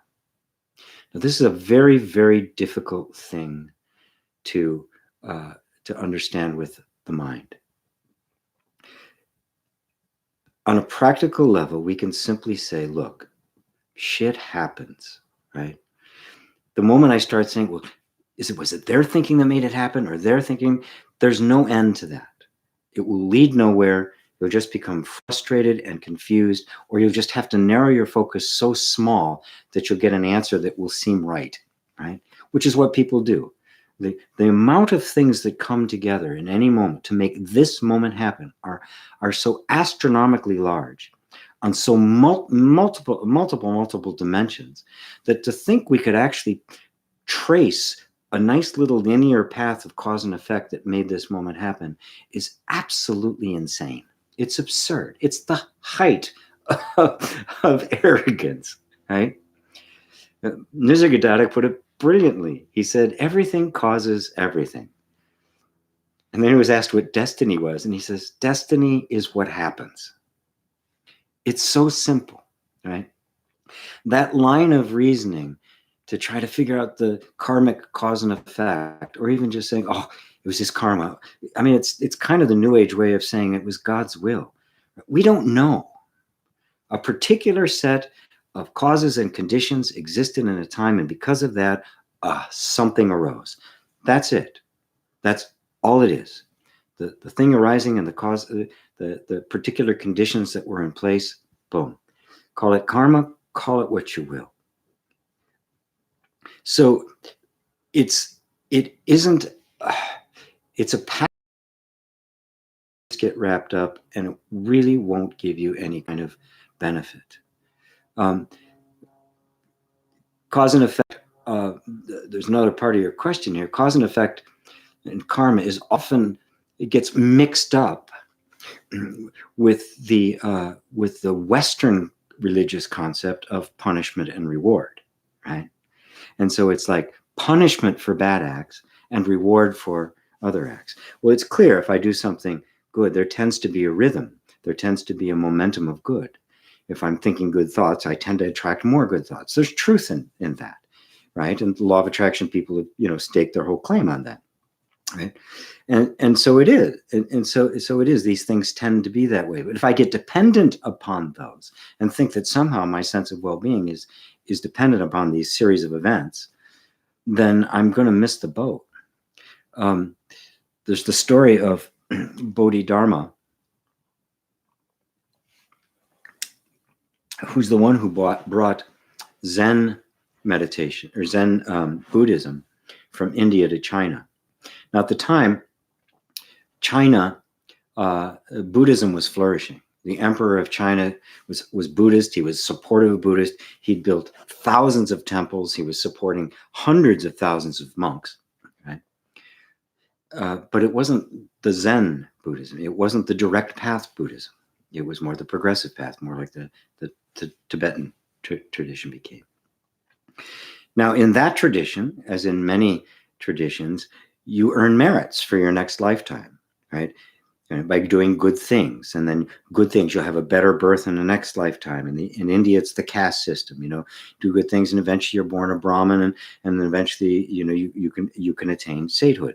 It's a progressive path that goes on for lifetimes, right? Thousands of lifetimes. Not at all the direct path that we're talking about. So all of these things are done to increase your merit, right? With an attachment to the results, right? So Bodhidharma comes along, and he comes to China, and word is out. This great, the patriarch, basically the Dalai Lama, the head of this school of Buddhism from India, is coming to China, and the emperor wants to meet him, and they have a very, very short conversation. Bodhidharma is a really colorful character. Not even sure he actually existed. He may be completely legendary.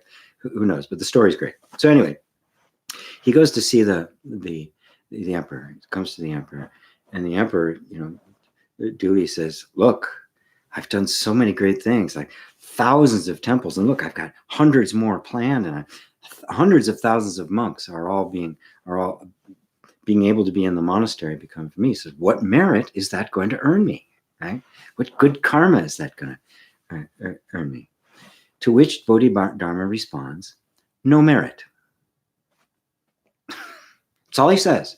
No merit. No explanation, nothing. He wasn't nearly as wordy as I am. The emperor is shocked. He goes, "What?" He goes, "No merit? Then what's the meaning of these holy scriptures? What's this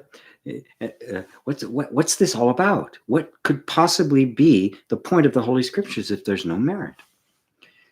And Bodhidharma responds, "Vast emptiness, nothing holy." Now the emperor's totally beside himself, right? In 2 sentences, he's completely wiped out his entire view of everything, right? Karma, merit, achieving good things, the sacred and the profane, being the good emperor, right? He's like, "What? What are you? Who are you?" To which Bodhidharma responds, "I don't know," and leaves. That was it. Did it really happen? Who knows? Historically, who can possibly tell? But it's a great story, and it illustrates the point, right? Forget about karma. Forget about what caused what. It happened, right? It happened. The only thing that matters is it happened, right? What do I do with what's happened? How do I respond in this moment to what's happened? The more I'm free of my conditioning, the more my responses will be conscious. They will be reasonable. They will be wise. They will be coming from the fullness of who I am. If I am unconscious, if I'm just completely identified with my conditioning, everything I do will be a reaction to it, including, why did this happen? Oh my God, if I'd only done this earlier. Oh, I should have. Oh, it's my karma. Oh no, I knew that thing in the past life was going to make this miserable. None of that's true. All of that's the story. That's all conditioned responses. It happened. That's it. Why did it happen? It happened. Why did this thing happen? Well, when you ask that, why did this happen? Or why is this happening? There's really 2 questions there. The first one is why?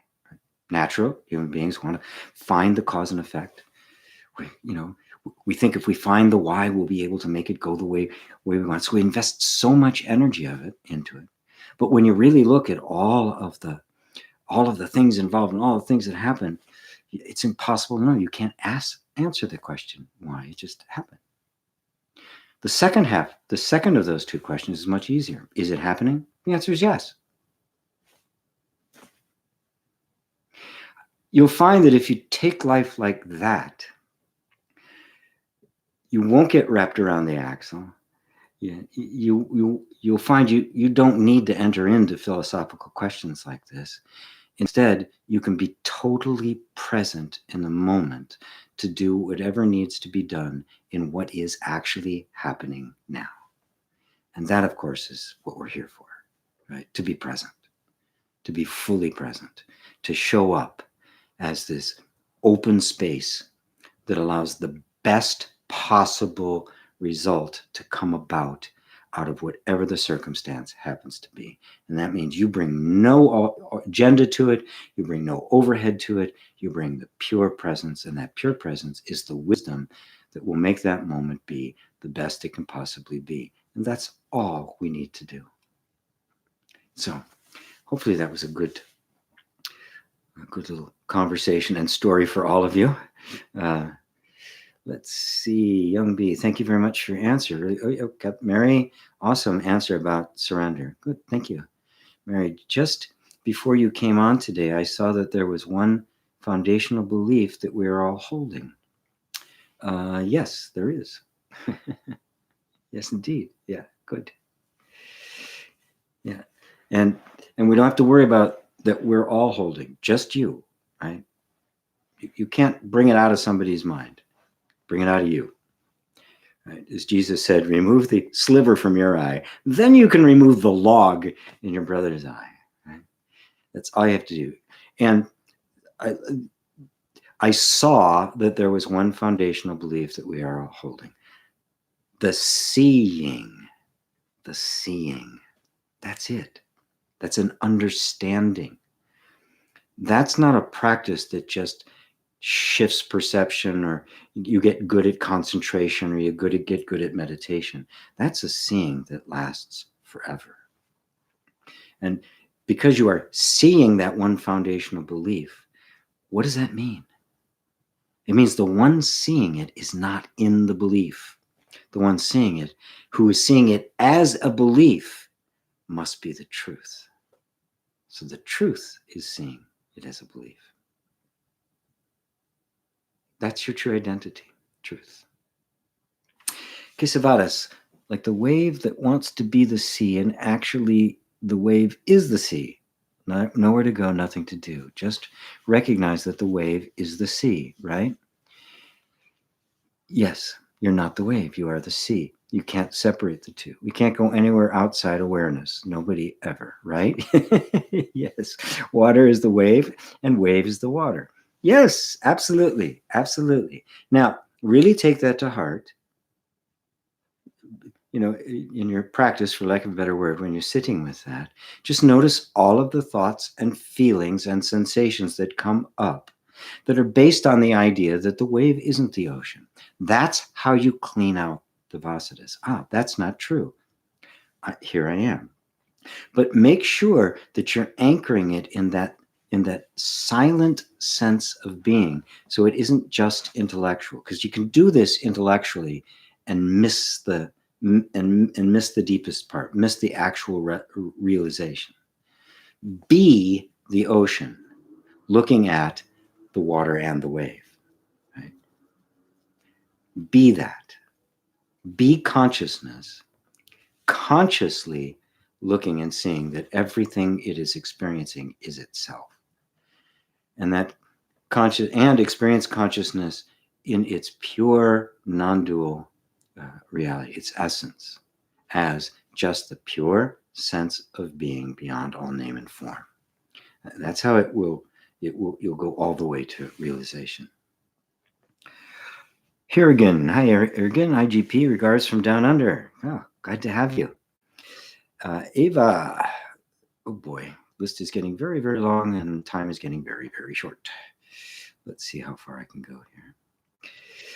Ava, about surrender. Gee, what you told about surrender, I understood the aha moment, that surrender is only in the realm of the ego mind. I cannot surrender to it because I am.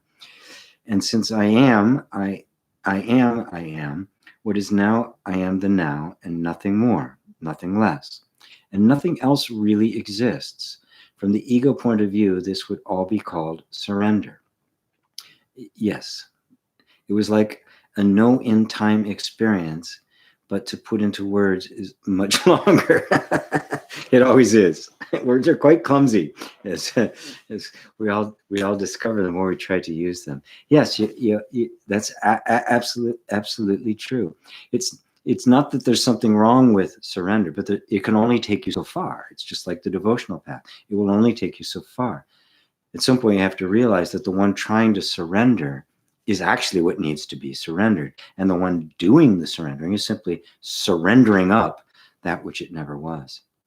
It's a very, very deep insight. And I'm so happy that it happened. The timeless moment happened, which took a lot longer to explain than it actually did. Yeah, isn't that that's the sudden path, right? That's the sudden awakening. Just, aha, I see. That's not progressive. And no process or practice will bring you there.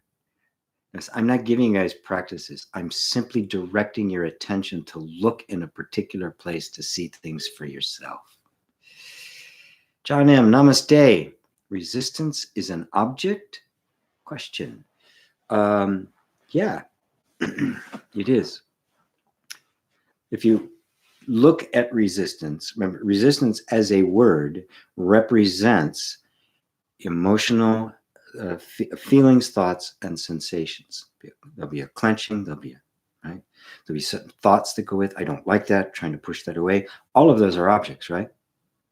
Subtle. When I say an object, I just mean something that can be cognized, right? It doesn't have to be an object, a thing, right? It can be anything, subtle objects. Thoughts are subtle objects, but clearly an object because there's something I can perceive. I can cognize it, right? So resistance is a word for a collection of a certain kind, a certain vibration, you might say, of thought and feeling and sensation. And so resistance is then the kind of a word to represent the sum total of these different objects, all of which have reacted to a particular circumstance. Something comes up and there's a resistance. Thoughts, emotion, sensation. We call that resistance. If you go beyond the word resistance, you find an experience. You can break that experience apart into its component parts.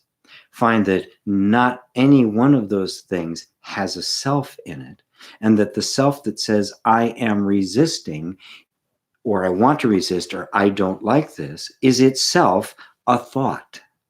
And there's no self there. There's no person there that's actually in resistance. Now it just becomes this pattern of activity in the nervous system with no owner, and you just watch it. And at that point, it just kind of goes, poof, fades away. That's how it works. You've just seen through the separate self. Right? Because if there's no owner to the resistance, there's nobody there saying, I am in resistance, there's no resistance.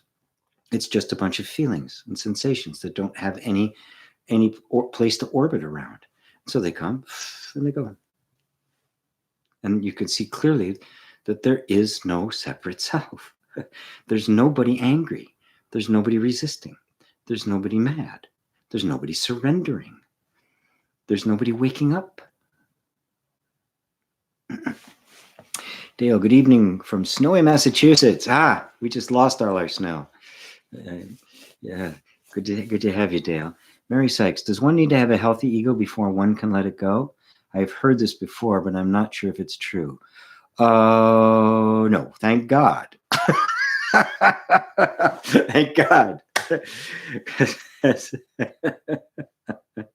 So I didn't have one. It's a divine intervention. No. You don't. There are times, where people get stuck, right? In different places, right? I mean, the truth is there's no such thing as a healthy ego because there's no such thing as an ego. Really, it is an idea projected upon a bunch of conditioned responses. Now, to simply know that the conditioned responses are not you creates instantaneously a healthy ego. because you're not those conditioned responses. When there's a sense of self that is identified with the conditioning, it will reflect the conditioning, and some conditioning is horrific, and so the ego is horrific, and some of it's good, and so the ego appears to be good. There's no such thing as a barrier to awakening. Zero, none. There's nothing that can keep you from awakening. And in fact, oftentimes the suffering that comes with an unhealthy ego is what catalyzes it. But sometimes the very unhealthy ego can end up being president of a very powerful but misguided country. The unhealthy ego takes many forms. Be somebody in Section 8 housing, or somebody in the White House. Many people in the White House and many other houses around the world, as well. Hope I haven't offended any. I doubt if I have any extremely right-wing people listening to Satsang.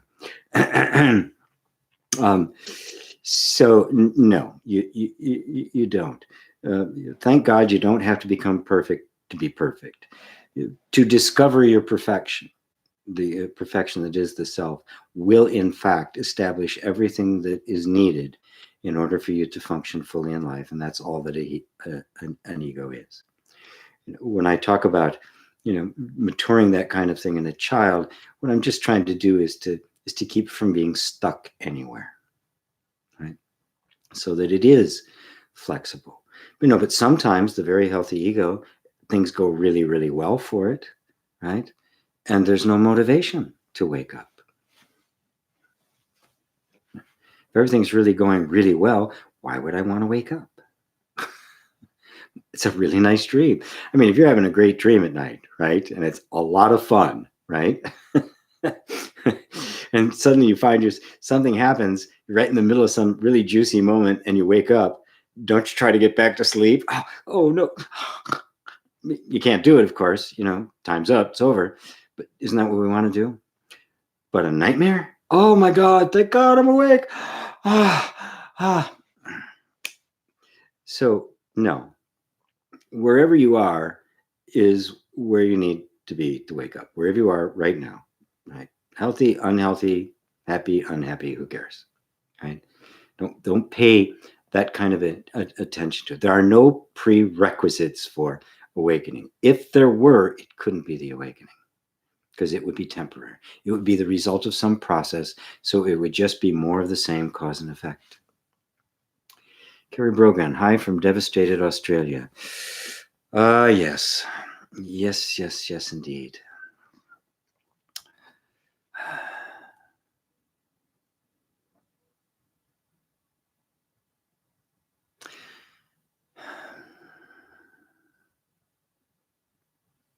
When I read about things like that and other events that take place around the world, they really they do yank on my heart, because it doesn't have to be this way. But there's another part of me that goes, there's something much bigger at work here. Something has got to bring humanity to the point where it begins to awaken fully to itself as a whole. I do believe that's the promise of our world. I do believe that's the promise of consciousness in our lifetime, in these days. That it is an epoch, an epic, or epochal. Epochal? What's the adjective form of an epoch? I mean, it is a cusp. And that the other side of that cusp is going to represent a species I'm not even sure we'll be able to call us human anymore. We will be as different from the humans as we know them now as we are from the Neanderthals. And it's only these kinds of devastating things that happen, both natural and made man, that facilitate that. It is simply life saying, it's time to wake up. It is time to step in, take the next step. You know, that comet that wiped out the dinosaurs after a successful 150 million year run, from the dinosaurs' perspective, was pretty devastating, was totally devastating, unfair. God did this horrible thing to us. So on one hand, my heart breaks, and there's, do whatever I can to help as many as I can in it.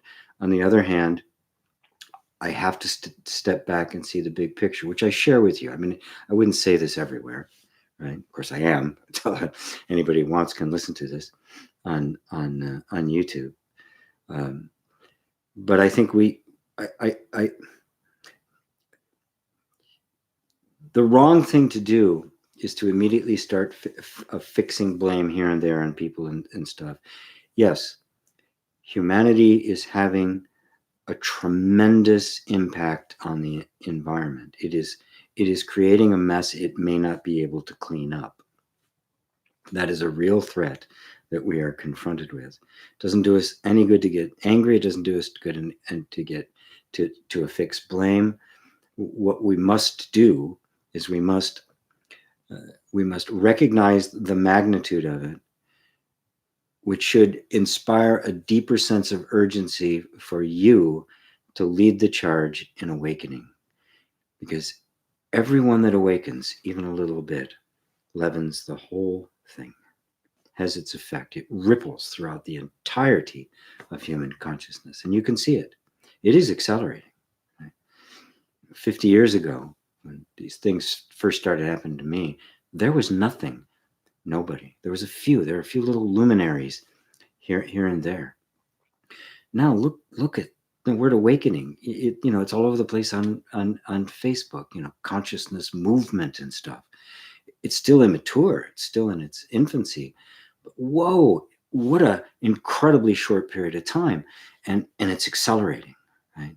The leavening is happening, right? The entirety of consciousness is being churned, and it reflects itself in the earth-shaking natural disasters, and also in man-made disasters, also in the disaster of our politics and our economics, and the tyranny that is emerging all over the world. That is the egoic reaction to that, the awakening that's taking place. What do? Well, double down on the awakening. That's my solution. That's what I go for. So thank you for that, Carrie. And I hope you haven't been too terribly affected by it yourself. Jay, hi G. I'm training to become a trucker now. And during my training, excuse me. I noticed how I make a mistake and don't learn from it quick enough. Even my instructor was telling me I overthink a lot. Also, when I make a mistake, it bothers me a lot. I could constantly feel this tension in myself that I won't be able to learn things faster. I have that experience too. Oddly enough, as I get older, I have it more often. About 30 years ago, was it? Yeah, I guess about 30 years ago or so, I learned, I got my pilot's license. I learned to fly airplanes. I was totally into it at the time. It was very fun. My son was into it. I flew all over the place with him once I got my license. And my younger son got in. He's a pilot now, not professionally, but just for fun. And I had many things. Most things just came very easily to me. I never had to struggle. This was the hardest thing I ever learned. Not the actual physical flying of the plane. That's actually relatively easy. But all the rules, the regulations, the airspace, the talking on the protocol for dealing with other planes, talking to air traffic control, all the rules around. I've got one ear and out the other. It was the most difficult thing I'd ever learned. It was quite humbling, and it took me longer than it should have to get my pilot license, because it was so difficult for me to learn, and it was really quite a humbling experience. I mean, I eventually did get it. It was just slower, right? the important thing is to say, however fast you learn, right? It's not a reflection on who you are, right? To beat yourself up for making a mistake is a mistake. So beat yourself up for that, right? It's like your particular body mind learns, acquires information and skill and masters it in a way that's absolutely unique to you. Even to say it's too slow or too fast, compared to what? Right? Right? You will learn it, right? You will eventually get all the skill and knowledge that you need. You'll eventually master it, just like you mastered driving a car. This is more complex. It's a much bigger machine. It's much more complicated. There's a lot more involved in it, as I discovered with airplanes, right? It wasn't just get in the car and go, right? It takes an hour, right, to get everything set just so you can go. So the rate at which you learn is okay. That's a fact. Now it's not a permanent fact. It can change. It can speed up. For me, it slowed down. Right. Right.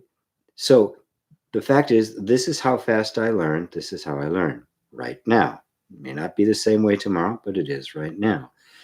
That's simply the fact. Now take everything else off of it. The story. It should be faster. I'm overthinking. Well, maybe you are. Okay, fine. Right? Don't create a problem where there isn't one. Right?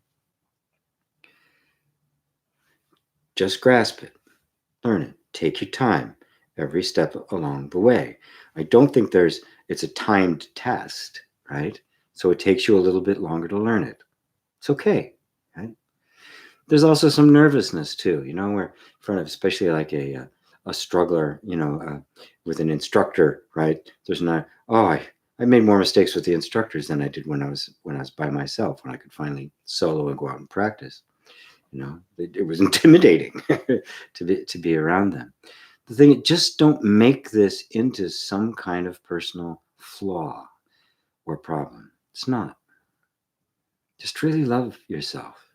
Accept what you are. And remember why you're doing it, right? And not just that, it's a good living, right? You can, raise a family on it, take care of things, maybe like the solitude of it, but also remember what it was like to be a little boy in trucks. There's that element in it too. What's cooler to a little boy than a big truck? Or a country western singer. So be really gentle on yourself. Don't let yourself for 1 second entertain the idea that there's something wrong with you. There isn't. Compared to what? You're one of a kind. You're unique in all the universe. You're incomparable. So don't bother saying it should be this way or that. It's not true.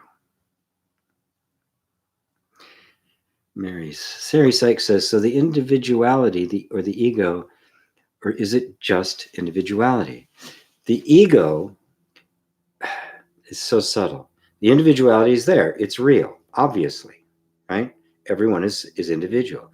The ego is when there's a sense of self that says, I am an individual. That's the false I. That is an I being projected on this beautiful form that has appeared, that is unique and totally individual, and the ego going, I am that.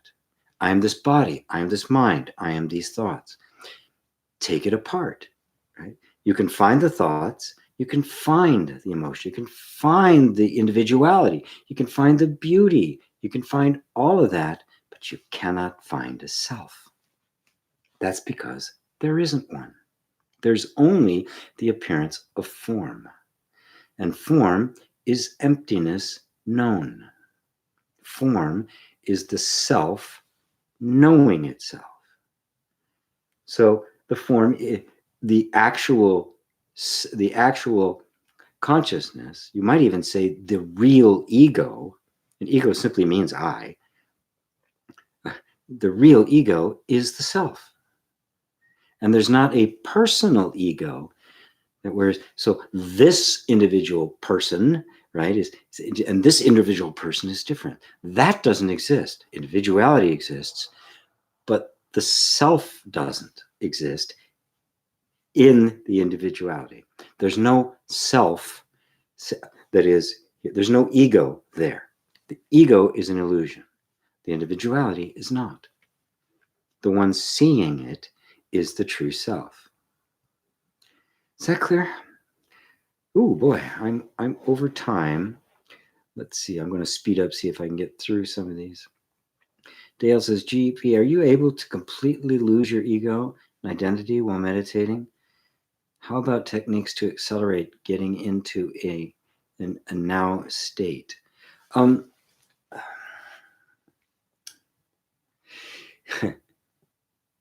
The desire to lose your ego is the ego. See through the ego. See who you are. Do you completely lose your ego in meditation? If you're trying to lose your ego in meditation, you're meditating as the ego. If you simply, in meditation, go beyond all of it and simply be present with the beingness as you are, you have transcended the ego. That's all there is to it. So the technique is the same one I always recommend. Just go to that place within you, bring all your attention into the place from which everything else is being seen. Now, if you have to do that gradually by going first to your breath, then to your body, then to seeing thoughts, emotions, and sensations, then noticing what is beholding, that is actually cognizing the thoughts and the sensations, and then becoming aware of that being aware. That's it. That is beyond the ego. There is no ego there. The ego is simply a thought that is being perceived like all other thoughts. And so the I that is the ego is simply a thought referring to another thought. That's being witnessed by that which is beyond thought. That's the now state. That's the now. Eckhart Tolle uses synonymously the sense I am. He'll use pure awareness. He'll use presence. He uses a lot. He uses that more than the word now. And says, but presence and the now, same thing. They're just different words for that same thing. And that's where you are. That's who you are. Just go as directly as you can to the place from which everything else is being perceived. That's it. Boom. And now you're beyond the mind. You're beyond ego. You might still see it operating. Matter of fact, you probably will, because of the vasanas, it will continue to arise. But the highest practice is to go there and stay there. And you'll find that as you practice it, that even when you're engaged with the world, you'll still have that sense of being there, because the sense of I will be returning to its source and becoming established there. And it's there that grace arises and the realization happens. Actually, it doesn't happen. The realization that that's all you've ever been is fully realized. That's the way it works. So hopefully that helps you, Dale. Sorry I can't go in more depth. I'm running out of time, and I do want to. Ava says, you started a course on 21st, as you informed earlier, or later? 23rd. Yes. That's flow state, OW state. Yes. Next Thursday is when I'm intending to start it. I may delay it for a couple of reasons. Number one, because it's so much work. I have some other affiliates and the like that I'm trying to fill up the class. So I may delay it another week. Beyond that, if I don't hit the number I'm looking for, there will be a point at which I say, okay, I'm not going to be able to get enough people in. I don't want to delay the people who've already paid. So I'll either do it with less people, or I'll just refund everybody's money. So thank you for asking that question. Most of the time I do it no matter how many people, but this is such a huge commitment. months and months of focus on it that I definitely need to put that on it. So, so gpwalsh.com/chakras. There's a video about it. There's a bunch of free videos about it available. Free videos about the subject, and the /chakras will take you to the place where you can learn about it and then register. You can do it either as a one payment of $300 or 3 payments of $100. So I do hope you guys will join me. We're just going to immerse ourselves in the nature of, not just the nature of the self from a non-dual perspective, but the nature of our human life. Right? Because I only see the non-dual realization as half the process.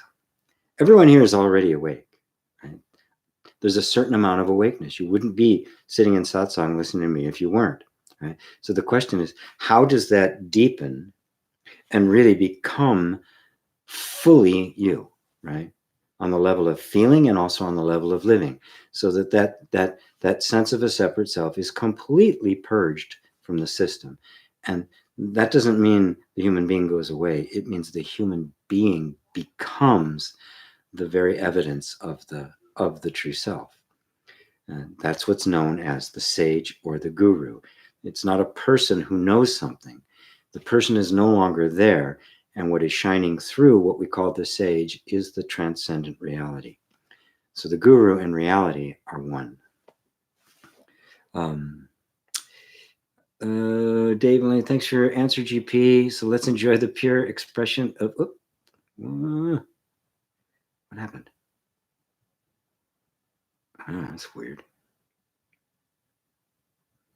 Just reading that, somebody was putting like 1,000. That happens periodically. Let's enjoy the pure expression of being as it develops naturally on our great niece and your great and your granddaughter, respectively. Yes, I love that. Thank you. You answered that perfectly. Thanks so much. Said Dave. Good. Mark C. I share your condition, and I need to to Dave Rose. Remind yourself to stay curious with the desire. Witness it and let it either grow or dissolve. GP is spot on here. Thank you, Mark. Demetrius Nunes gives me little things. Okay, mid 3. Oh, geez. Held for review. Yeah. I've got like 1,000. Somebody said of a bot that's saying the same thing 1,000 times over. So, and they're still saying it. Let's see if I can remove them all. Nah, can't. Okay. Anyway, they've all been blocked. I'm not gonna show them. They used a keyword that was stupid. Thank you, GP, for your wisdom. A big help to all of us from Kesavedas. Is annoying having this grow through. Hey, GP, why do I feel like I'm stuck in this body, especially inside the head? I want to be expanded and whole. Thank you. Well, first off, know that you're not, and that what you're experiencing is a feeling that you are, and that the feeling is not telling you what the truth is. So, and this is a great exercise, and I'll end on this for everybody. All right. First, do the exercise I did at the beginning, right? You have to get to this place where you are experiencing yourself not as something looking at something else, but purely subjectively. You're simply in this intuitive sense of being. Right? It's just this intuitive sense that I am, right? Without referencing anything external, without referencing anything else at all. And just be there for a while. Right? We can't just work out on our heads that I feel compressed in the head. Yes, that's the feeling that's there. The only reason that's there is because of identification with the body and the sensation of the body, and not a sufficient identification with just the experience of being, of just consciousness itself. So what do? Well, you go to that experience of consciousness, and then you can explore it. You can say, when I'm really just present, and I'm just feeling my own being, aware of being aware, can I find a boundary to it? Yeah, there's a sense of a boundary in the skin. There's a sense of a head being present here. But I can actually also sense beyond this boundary. The belief is that I'm sensing that because I'm hearing something outside. So, but is this boundary real? Or is this just a feeling amongst other feelings? Is this really here? Or is there just a belief that it's here? What's my actual experience?